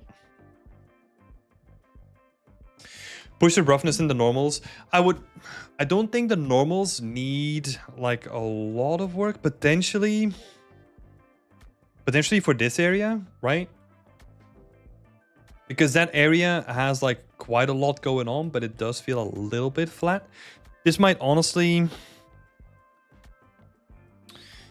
Yeah, you optimize it already. This would be a case where you have to do some testing. If it doesn't work with the normals, you could potentially add like more geo and kind of just push this up a little bit again. But I think just by doing like roughness work and just texture work, you can get away with whatever you have here.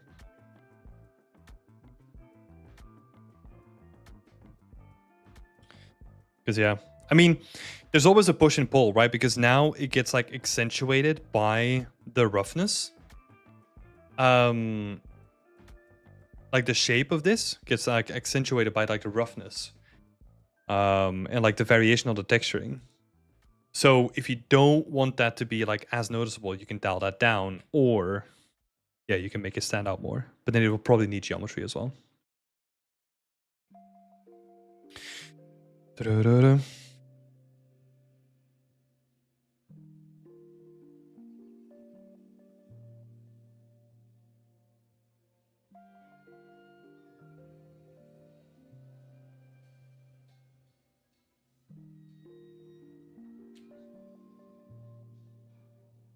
Cool. Second question. Overall, what do we think? Any other quick wins I could implement before posting? Oh, I think we actually talked about like a bunch of stuff, right? So lighting setup needs work.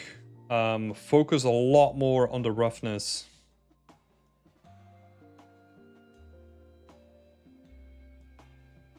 And then the third one was, yeah, playing around with like the normals or geometry for like the bigger shapes specifically.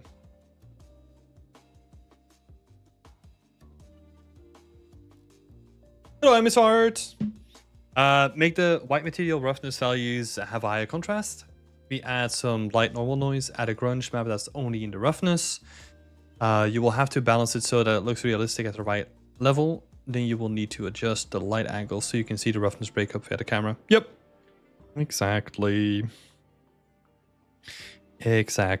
Yeah, you wanna show off like the work properly, right? So like this area is a good example on how to like showcase like all the juicy bits of roughness variation that you put in there.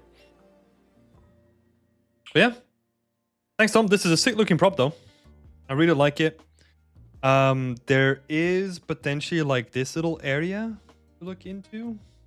These two guys, they kind of read a little bit weird. I honestly think that you could just not have them.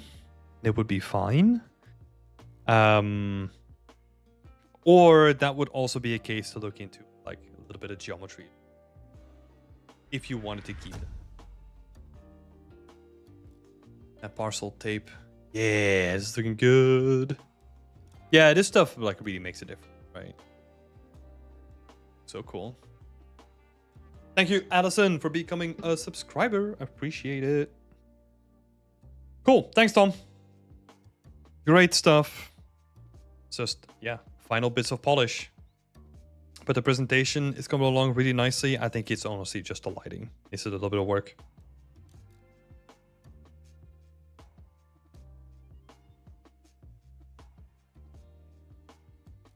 Thank you so much. No worries. Happy to help.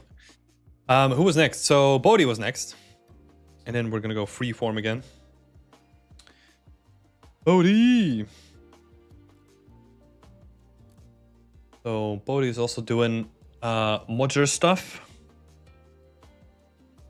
My goal is to create a modular work kit, modular kit out of it, but still be as close as possible to the concept. It would be great to get some feedback on the blockout and maybe on a few modular assets. Is it close enough to the concept? The walls are quite high in the concept, but I feel like they're generally higher in games. Is 4 meters a normal story height for games? It kind of depends. Like a lot of metrics comes down to camera, right? Because if you have a third person camera, that means that like 4 meters may or may not be enough depending on the distance of the camera. But if it's first person, then it's fine, right? So it kind of depends on a lot of factors, and there's no like golden rule on how the metrics should be. I would honestly in this case just say follow the concept. You know, it is a pretty clear concept. You have some like beautiful reference characters in the concept as well, so use those to those examples. Shout out to friend Harry. I see that his work is on your main page. Yay! I think this is referring to the team challenge, right? I think Harry did a freaking awesome job on that. Congratulations again to the team. Cool. Yeah, let's make a couple notes. Because we'll have a look at the kit. The thing is with a kit though, especially for like medieval pieces, is that, well, like wooden medieval stuff, right?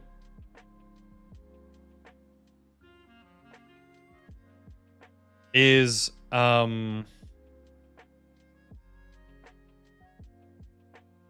lot of sagging and a lot of like bending that's happening, right? So if you want to reflect that in your final result, you will have to think about a way that you are going to represent that while still keeping the flexibility of a modular kit. That is honestly the biggest hurdle when it comes to approaching something like this, right? Because you have, for example, these kits, and they're just like, they are square, right? And it's like, yep, you do the medieval, you do like the modular kit, and it's like, oh, this is a module now. But you get to a stage where it's like, oh, but I want this entire building to like kind of sag, right? I want this entire building to kind of have like a curve. So how do you approach that? There's a couple of ways that you can do that, right? You could do it like inside of your modeling program. You can do it inside of like Unreal Engine. But that is something to be consciously thinking about as you're developing your modular kit, because that's going to be crucial to a scene like this.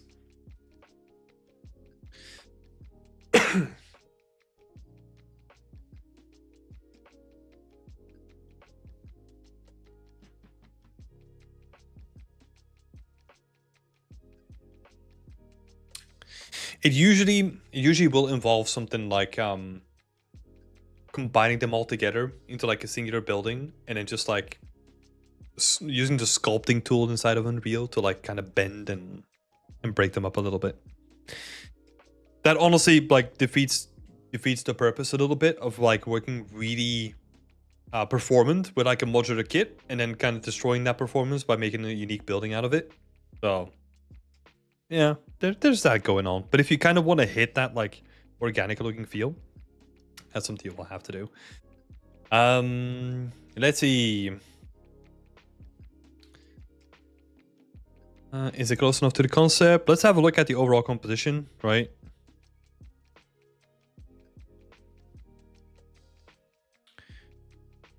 I think it's pretty good. I think it is pretty good. I think you can definitely make like this building like more imposing, right? Or like more impressive. I feel like putting it like further in the distance and then building it higher up, like you can make like a bigger impression with it. It's kind of looks like that's what they try to do in here as well. But the rest of it looks quite nice. What could also, one thing that could really help you like elevate um the work that you have compared to the concept, right?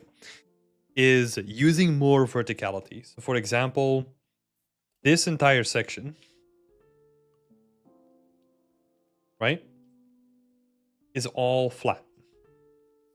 You as a 3D artist, like, could add like a lot of like verticality with it, right? I'm not talking about like making it like super noisy, but if this ramp like goes up and then maybe this goes down again and then goes back up or something like that, it adds like some visual interest here as well.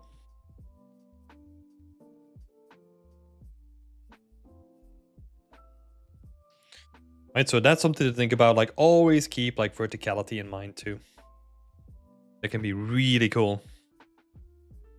Just add like some verticality.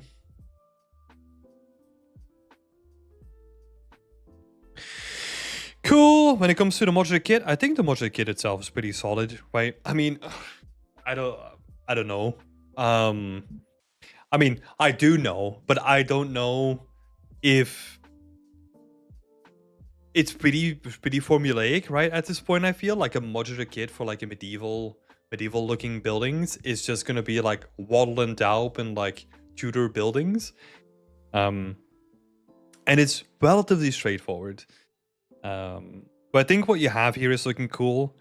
What happens a lot with these buildings, I think you're gonna be okay.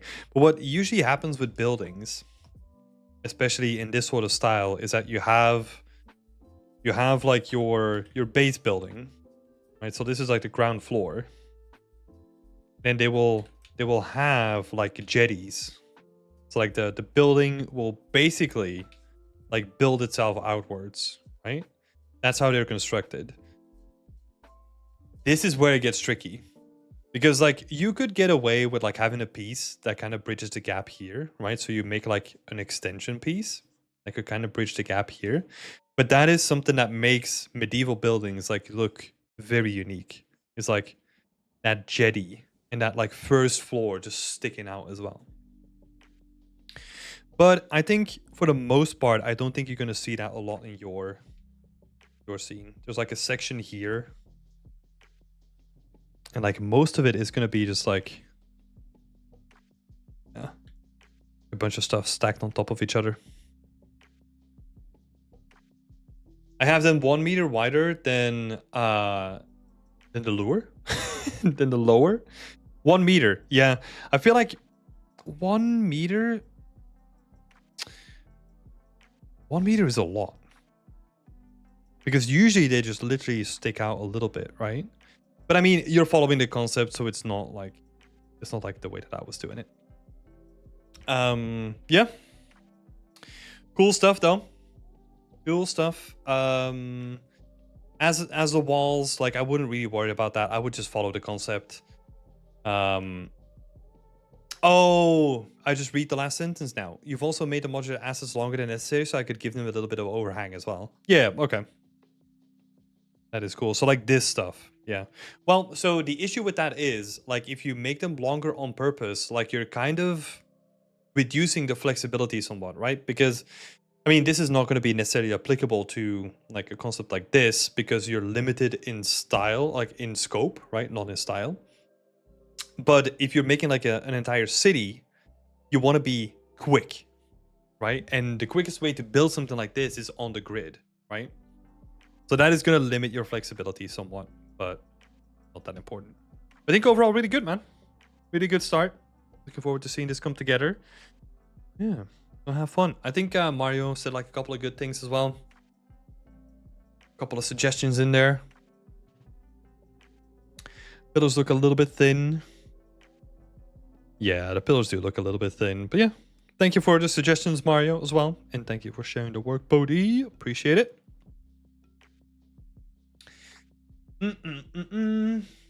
Yugan is saying, first time here. Welcome. Happy to have you. I have problems using modular assets. I feel like it wasn't my art. Any tips? Uh, I'm not sure what you mean. Are you just using like other people's assets? If you're doing this for making a portfolio, I would recommend you make the assets yourself. If you're just doing it for fun, you don't need to care about that, right? Honestly, a lot of the work that you're going to be doing in the professional games industry, I'm using other people's stuff all the time. I think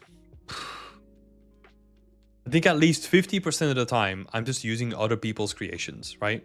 Where it be assets or modular kits or whatever, right? So it's pretty normal.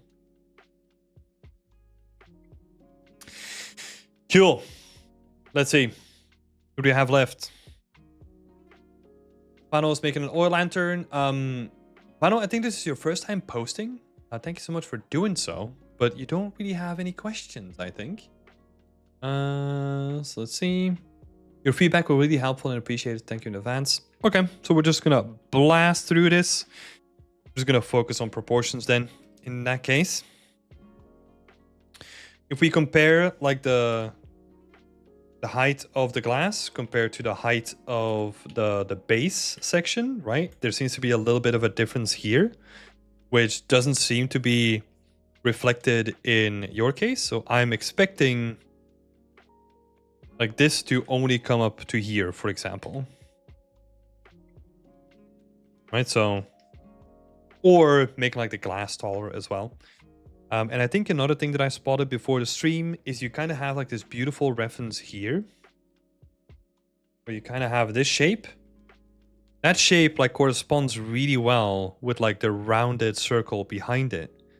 But it seems like this round circle, this backplate, let's say, right, needs to be lower down so that it corresponds roughly with like this height.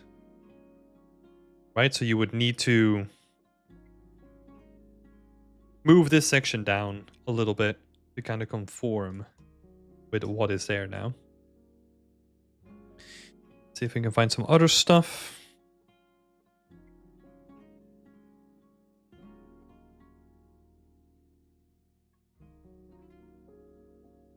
I think the base is pretty good. I mean, it is pretty small, but I think overall, just quickly looking at it, the base is pretty good. I would probably expect like this section to be like a little bit chunkier. Right? Because if you look at the proportions here, what I'm seeing, that's what I'm seeing, right? So I'm comparing this section right now. It's not too bad, actually. But I feel like just from looking at it, it feels like there's like a little bit of a bigger difference. And it also comes up like a little bit taller as well.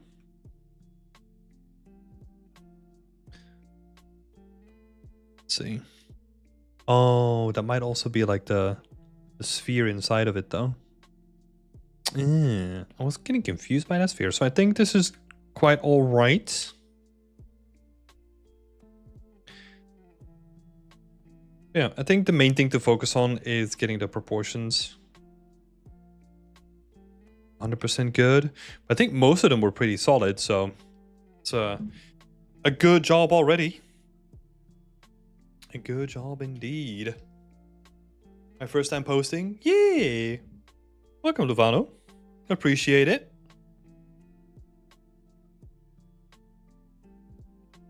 Cool little guy. Yeah, I think overall, really well done. Really, really solid start. Yeah, it gets very specific, right? But you can keep comparing. Like the ledge here, this kind of like pokes out a little bit.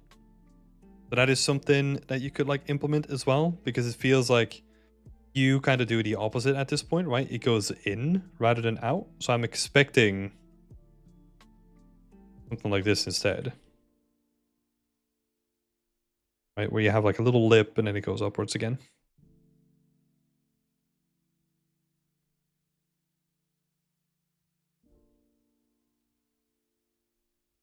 Yeah.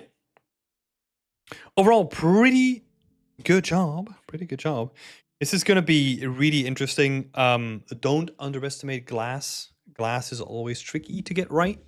Depending on what you want to present it in. If you're just doing a prop, I would probably just go for marmoset. I think that's probably going to be the better option to render anything with glass. Trying to do it in Unreal is yeah, it's gonna be horrendous time.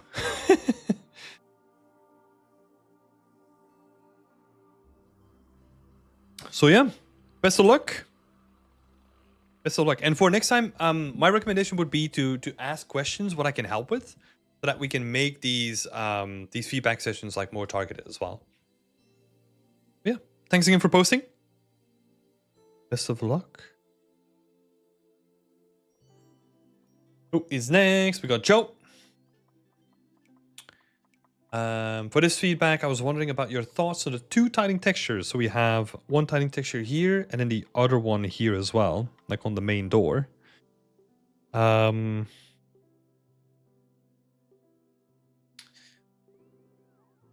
See, I plan on using RGBA mask and vertex painting to add more details in the future. Currently, the hangar door has an RGBA mask. Oh, that's this one, right? Or is it? No, it might be this one, actually. Okay. I think in terms of colors, right? Like the one that we have here.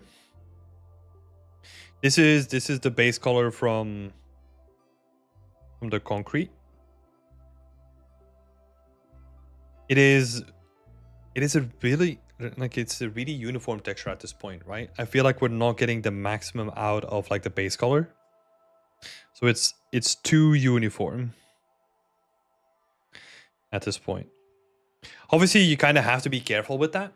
But like you kind of want to have a base texture that is looking interesting by itself. And then you can start adding like vertex paint and like all that kind of like additional layering on top of it, right? So that will be something to fix. So the base color. And then, yeah. Set up vertex painting now and just play around with it. Because I see that later down in your post you mentioned that my attempts at using vertex painting have never gone too well. Yeah, so set up vertex paint first. And make sure that like setup is solid. And then start playing around with it, right? Because this is going to be important for like a scene like this where you want to have control over vertex painting. Because doing larger surfaces with only RGB masks like starts to make less and less sense, right? Because you're still applying. Let me give you an idea, right? So how would I explain this?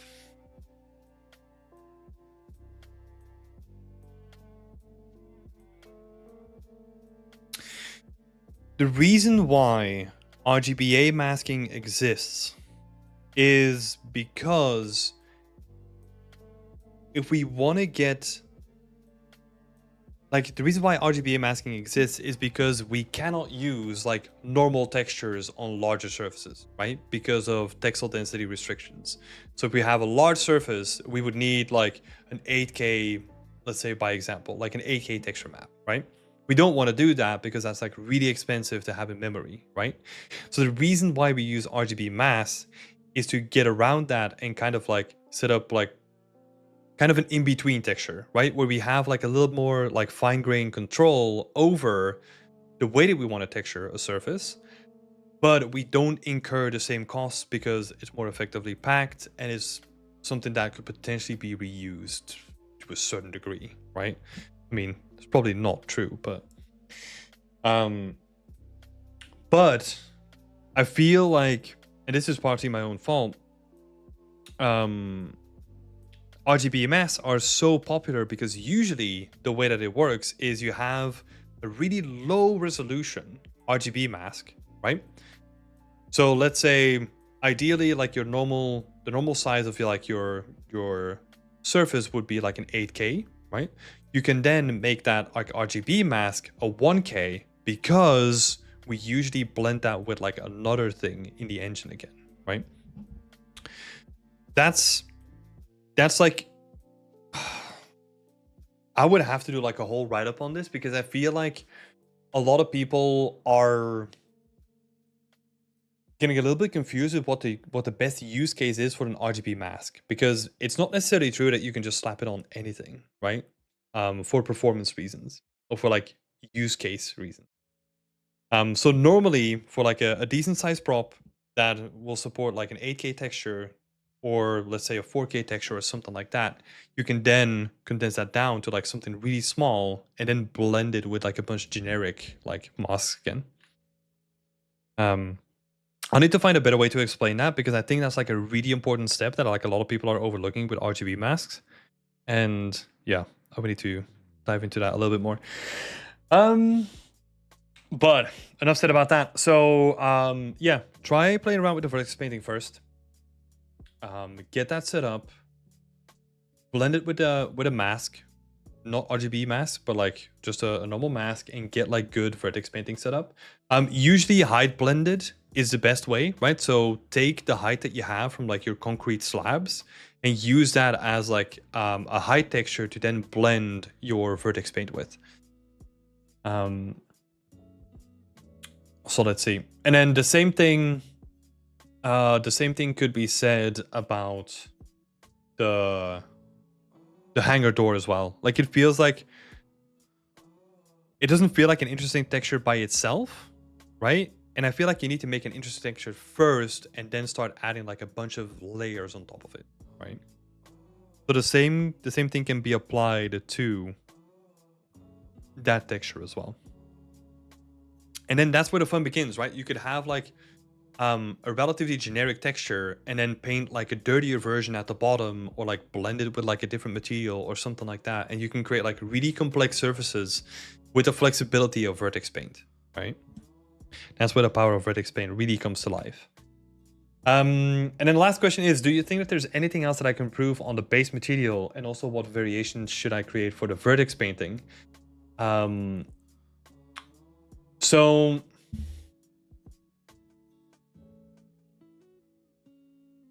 yeah, we talked about the base material already. When it comes to the variations, it kind of depends on what you want to blend, right? Like you can blend with like another material, let's say dirt or moss or whatever, or you can blend with like a different variation of that texture itself. Both of them can work fine, right? So that's something that I'll leave to you, honestly.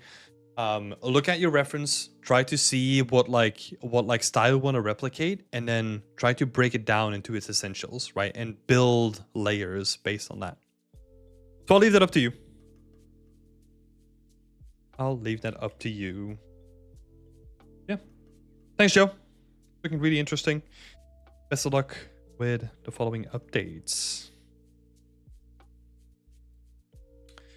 Last two for today.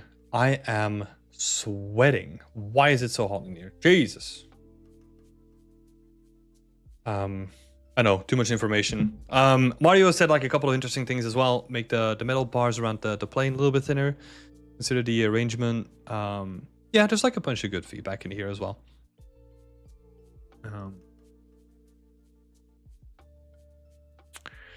Yeah, cool. Some foreground elements would help as well.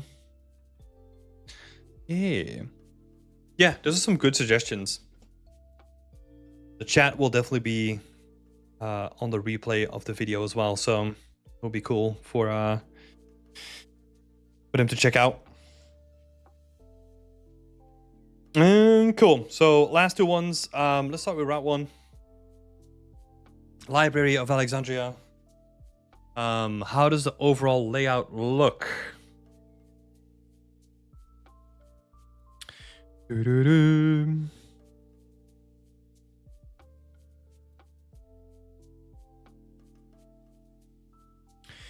It looks okay.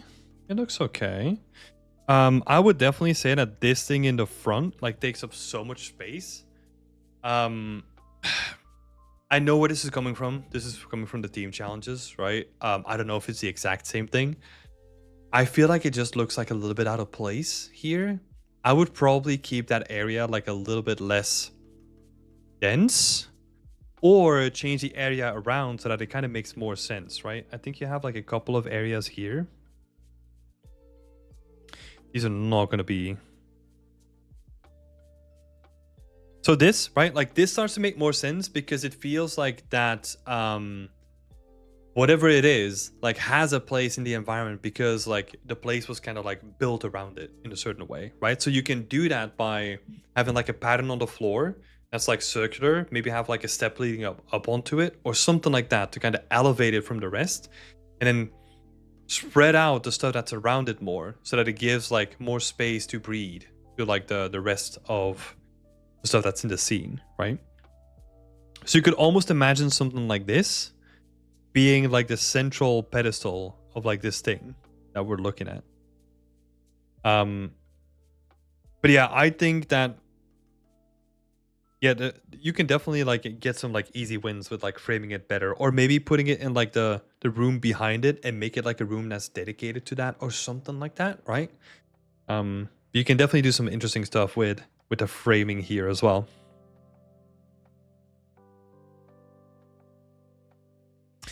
Scaling it down, maybe scaling it down could work as well. It just needs to work for like the scale that it kind of needs, right? So scaling it down, adding like sort of a pedestal, something that like elevates it or like makes it feel like it's part of the building, and then yeah, potentially having like less stuff around it as well.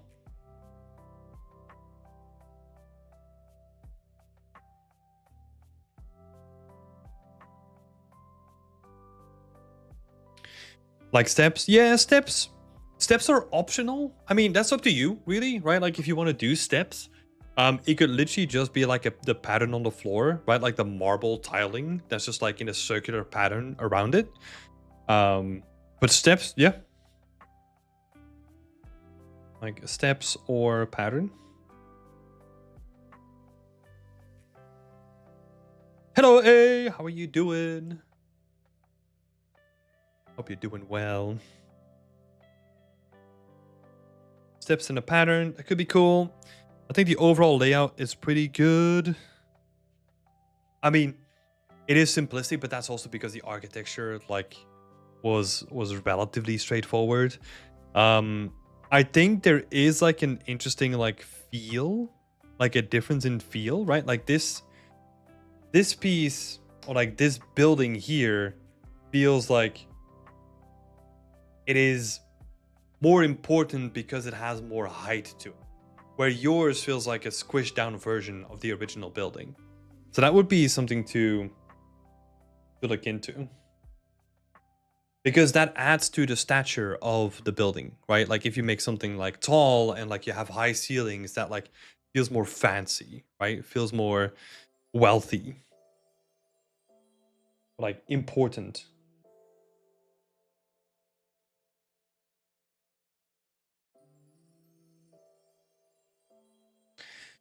Let's see.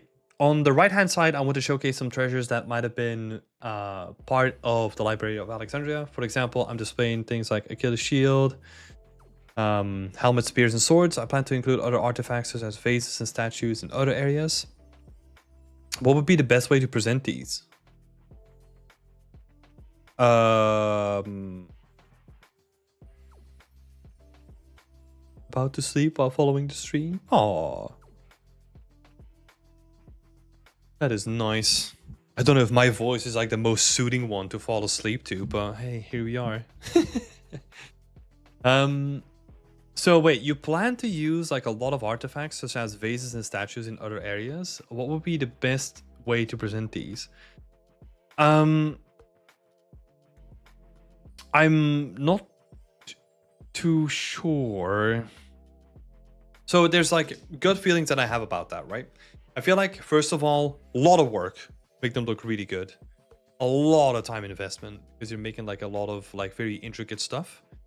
But in terms of like presenting them, if you want to build it into the scene, Um, I feel like they're gonna distract from the library, right? Like they kind of feel like anti what this is supposed to be.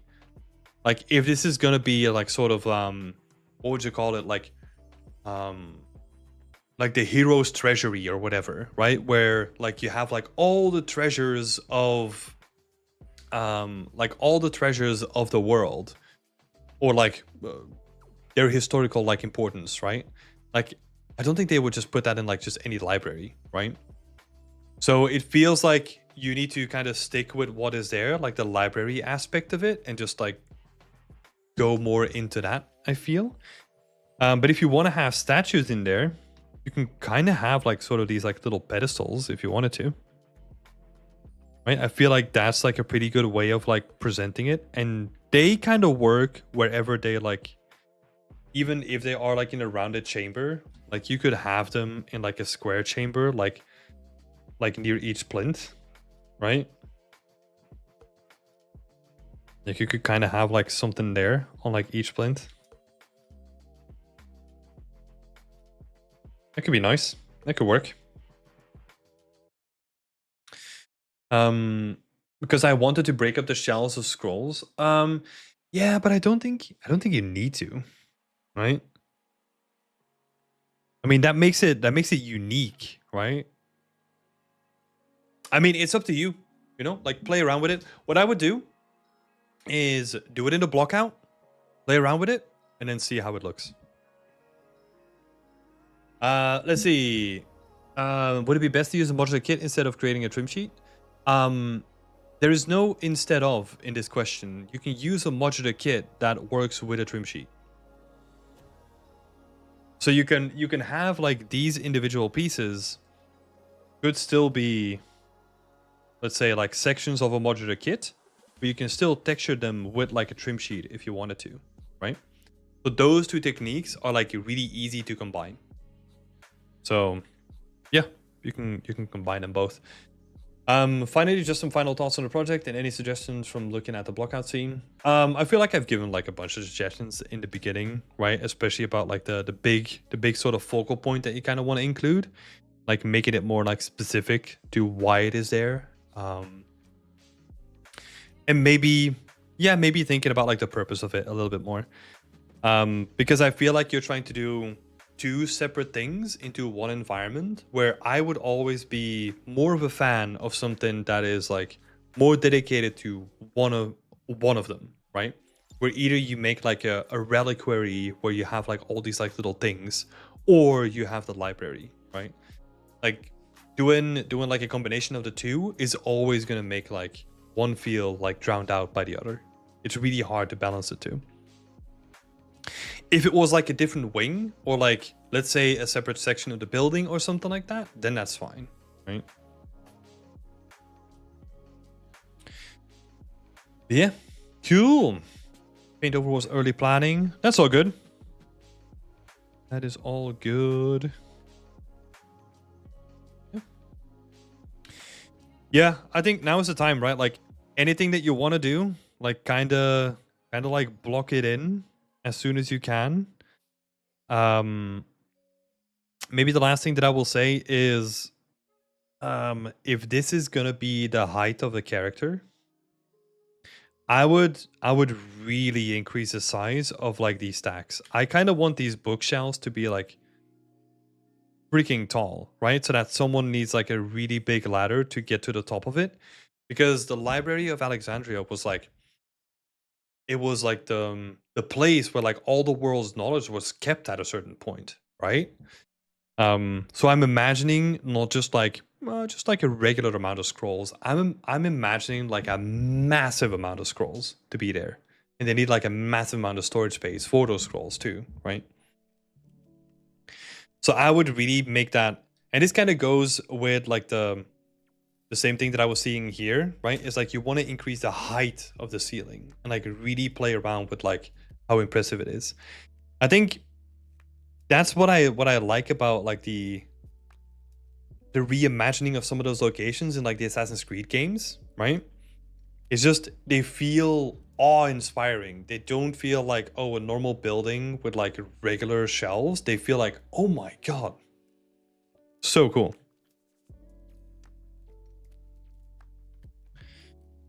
Yeah, that's all I have to say. Great stuff though, round one. This is gonna be a cool little project. Yeah, looking forward to seeing this come along. And last but not least, we have Theo today.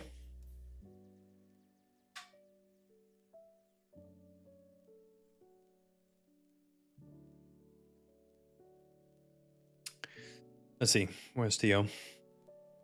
A water well. I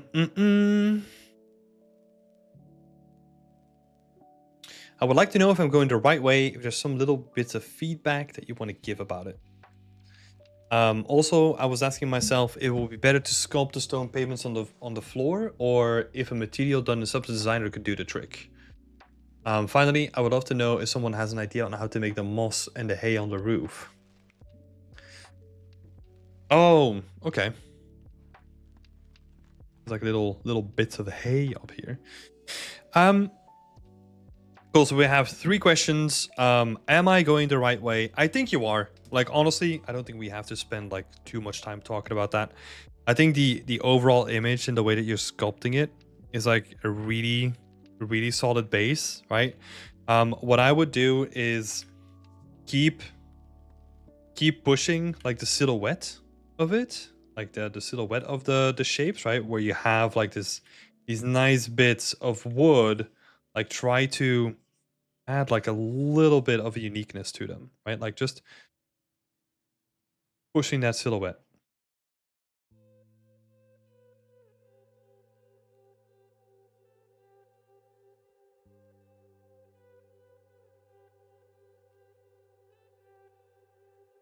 So pushing the silhouette, that's what I would do. Something to keep in mind. And you can, whenever you have like a side view, right? Whenever something is like straight, that's a thing that I would try to solve, right? If this is like really straight, you're doing such a good job on like this beam, for example. It looks awesome, right? Like try to do that in like a very subtle manner on like all the surfaces that you have there. That could look really cool. And then also, where you have like these intersections, make sure that they read as like intersections, right?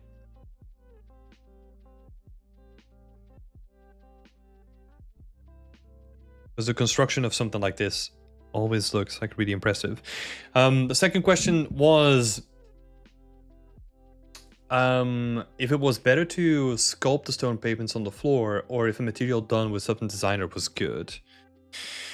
I mean, if this is going to be a sculpting exercise, I would honestly just double down and sculpt the floor as well. No?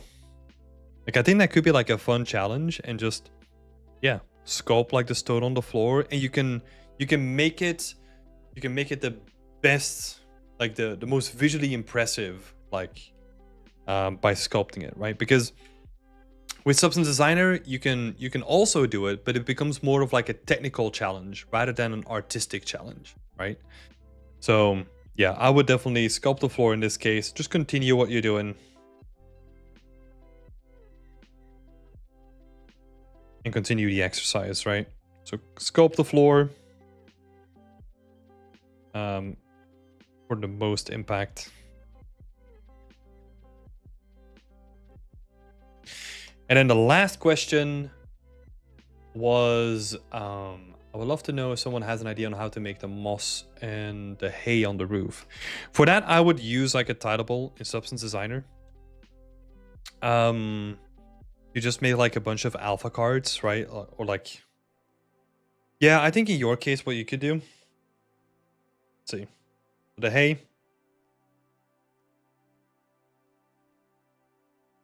You could create this in so many ways. You could have just like little clusters of just like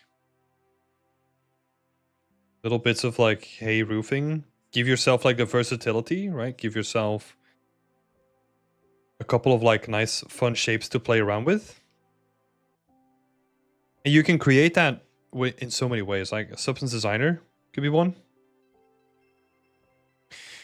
But you can also use fiber mesh, for example. Fiber mesh in Substance basically lets you like grow hair, right?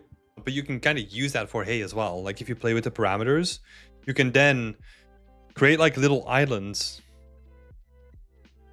that you just paint like a bunch of fiber mesh on. It's been ages since I used this myself because I prefer to do things in Substance now. You can do it by like creating like little islands, and then you just like have like fiber mesh kind of grow off those islands, and you can kind of treat them as hay. That could be like a fun way to play around with it, since you're doing a lot of ZBrush stuff anyway. And then you just have an atlas, and you can just like cut around that. Have like little low poly islands that you just like populate on there, right? Just like build like a bunch of stuff that sticks out of it, really. You have the full flexibility of having like all these little strands, like as little bits of like geometry on top of it. The moss though, like depending on how close you want to go, that's probably going to be a combination of Tidable.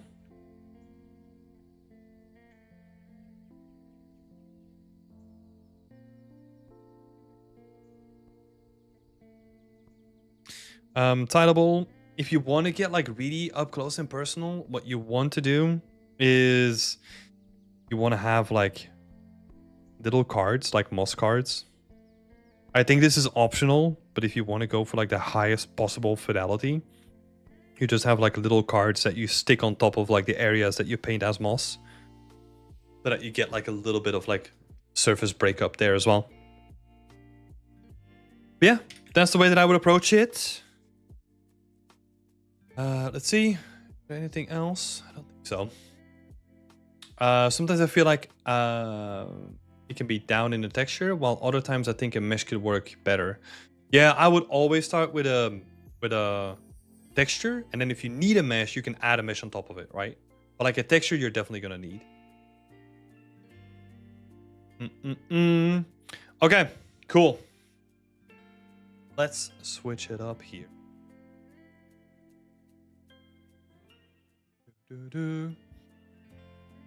Woo. Nice.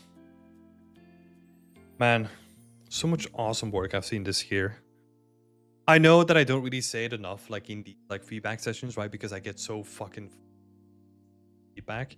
But it's generally like I'm impressed with like the amount of like talent and creativity out there, and like how high people are putting the bar for just the time and the dedication that they're putting in like in their ArtStation, in their portfolio, and their work and their talent. Like it is so inspiring to see. So yeah, if you're still here and you're part of like this year's like Whip Wednesday, thank you so much for joining. I mean, it's been a pleasure to be able to give like feedback, even though sometimes it was like really intense and there was a lot going on. Yeah, it's been a pleasure. As I said before in the beginning of the stream, this is the last live stream that I'm going to do this year. I'm going to be taking like a little bit of a break, take a chill over like the holiday season. When will we be back? Let's have a look. We will be back in the new year.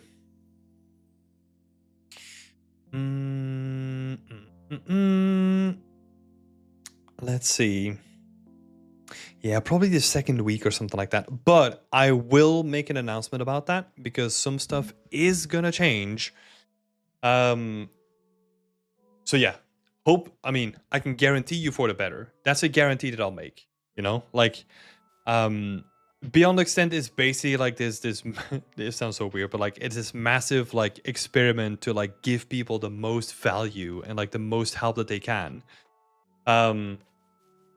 So yeah, I can guarantee you that 2025, we're gonna make a bunch of improvements, and you're gonna see a bunch of things change as well. But all for the better, I promise. Thank you, Rashia. So have a good holiday. I wish you all the best holidays too. And yeah, I really appreciate everyone sharing their work, being active in the chat. It was lovely to have a chat with all of you, even though, as you can probably tell, I'm freaking exhausted now. So I just need to take like a bath or something like that. But It's generally been a pleasure. See you all in 2025. Enjoy the holidays. And yeah, I look forward to seeing more of your lovely work like in the next year. Thank you so much, everyone. Enjoy the holidays. Bye.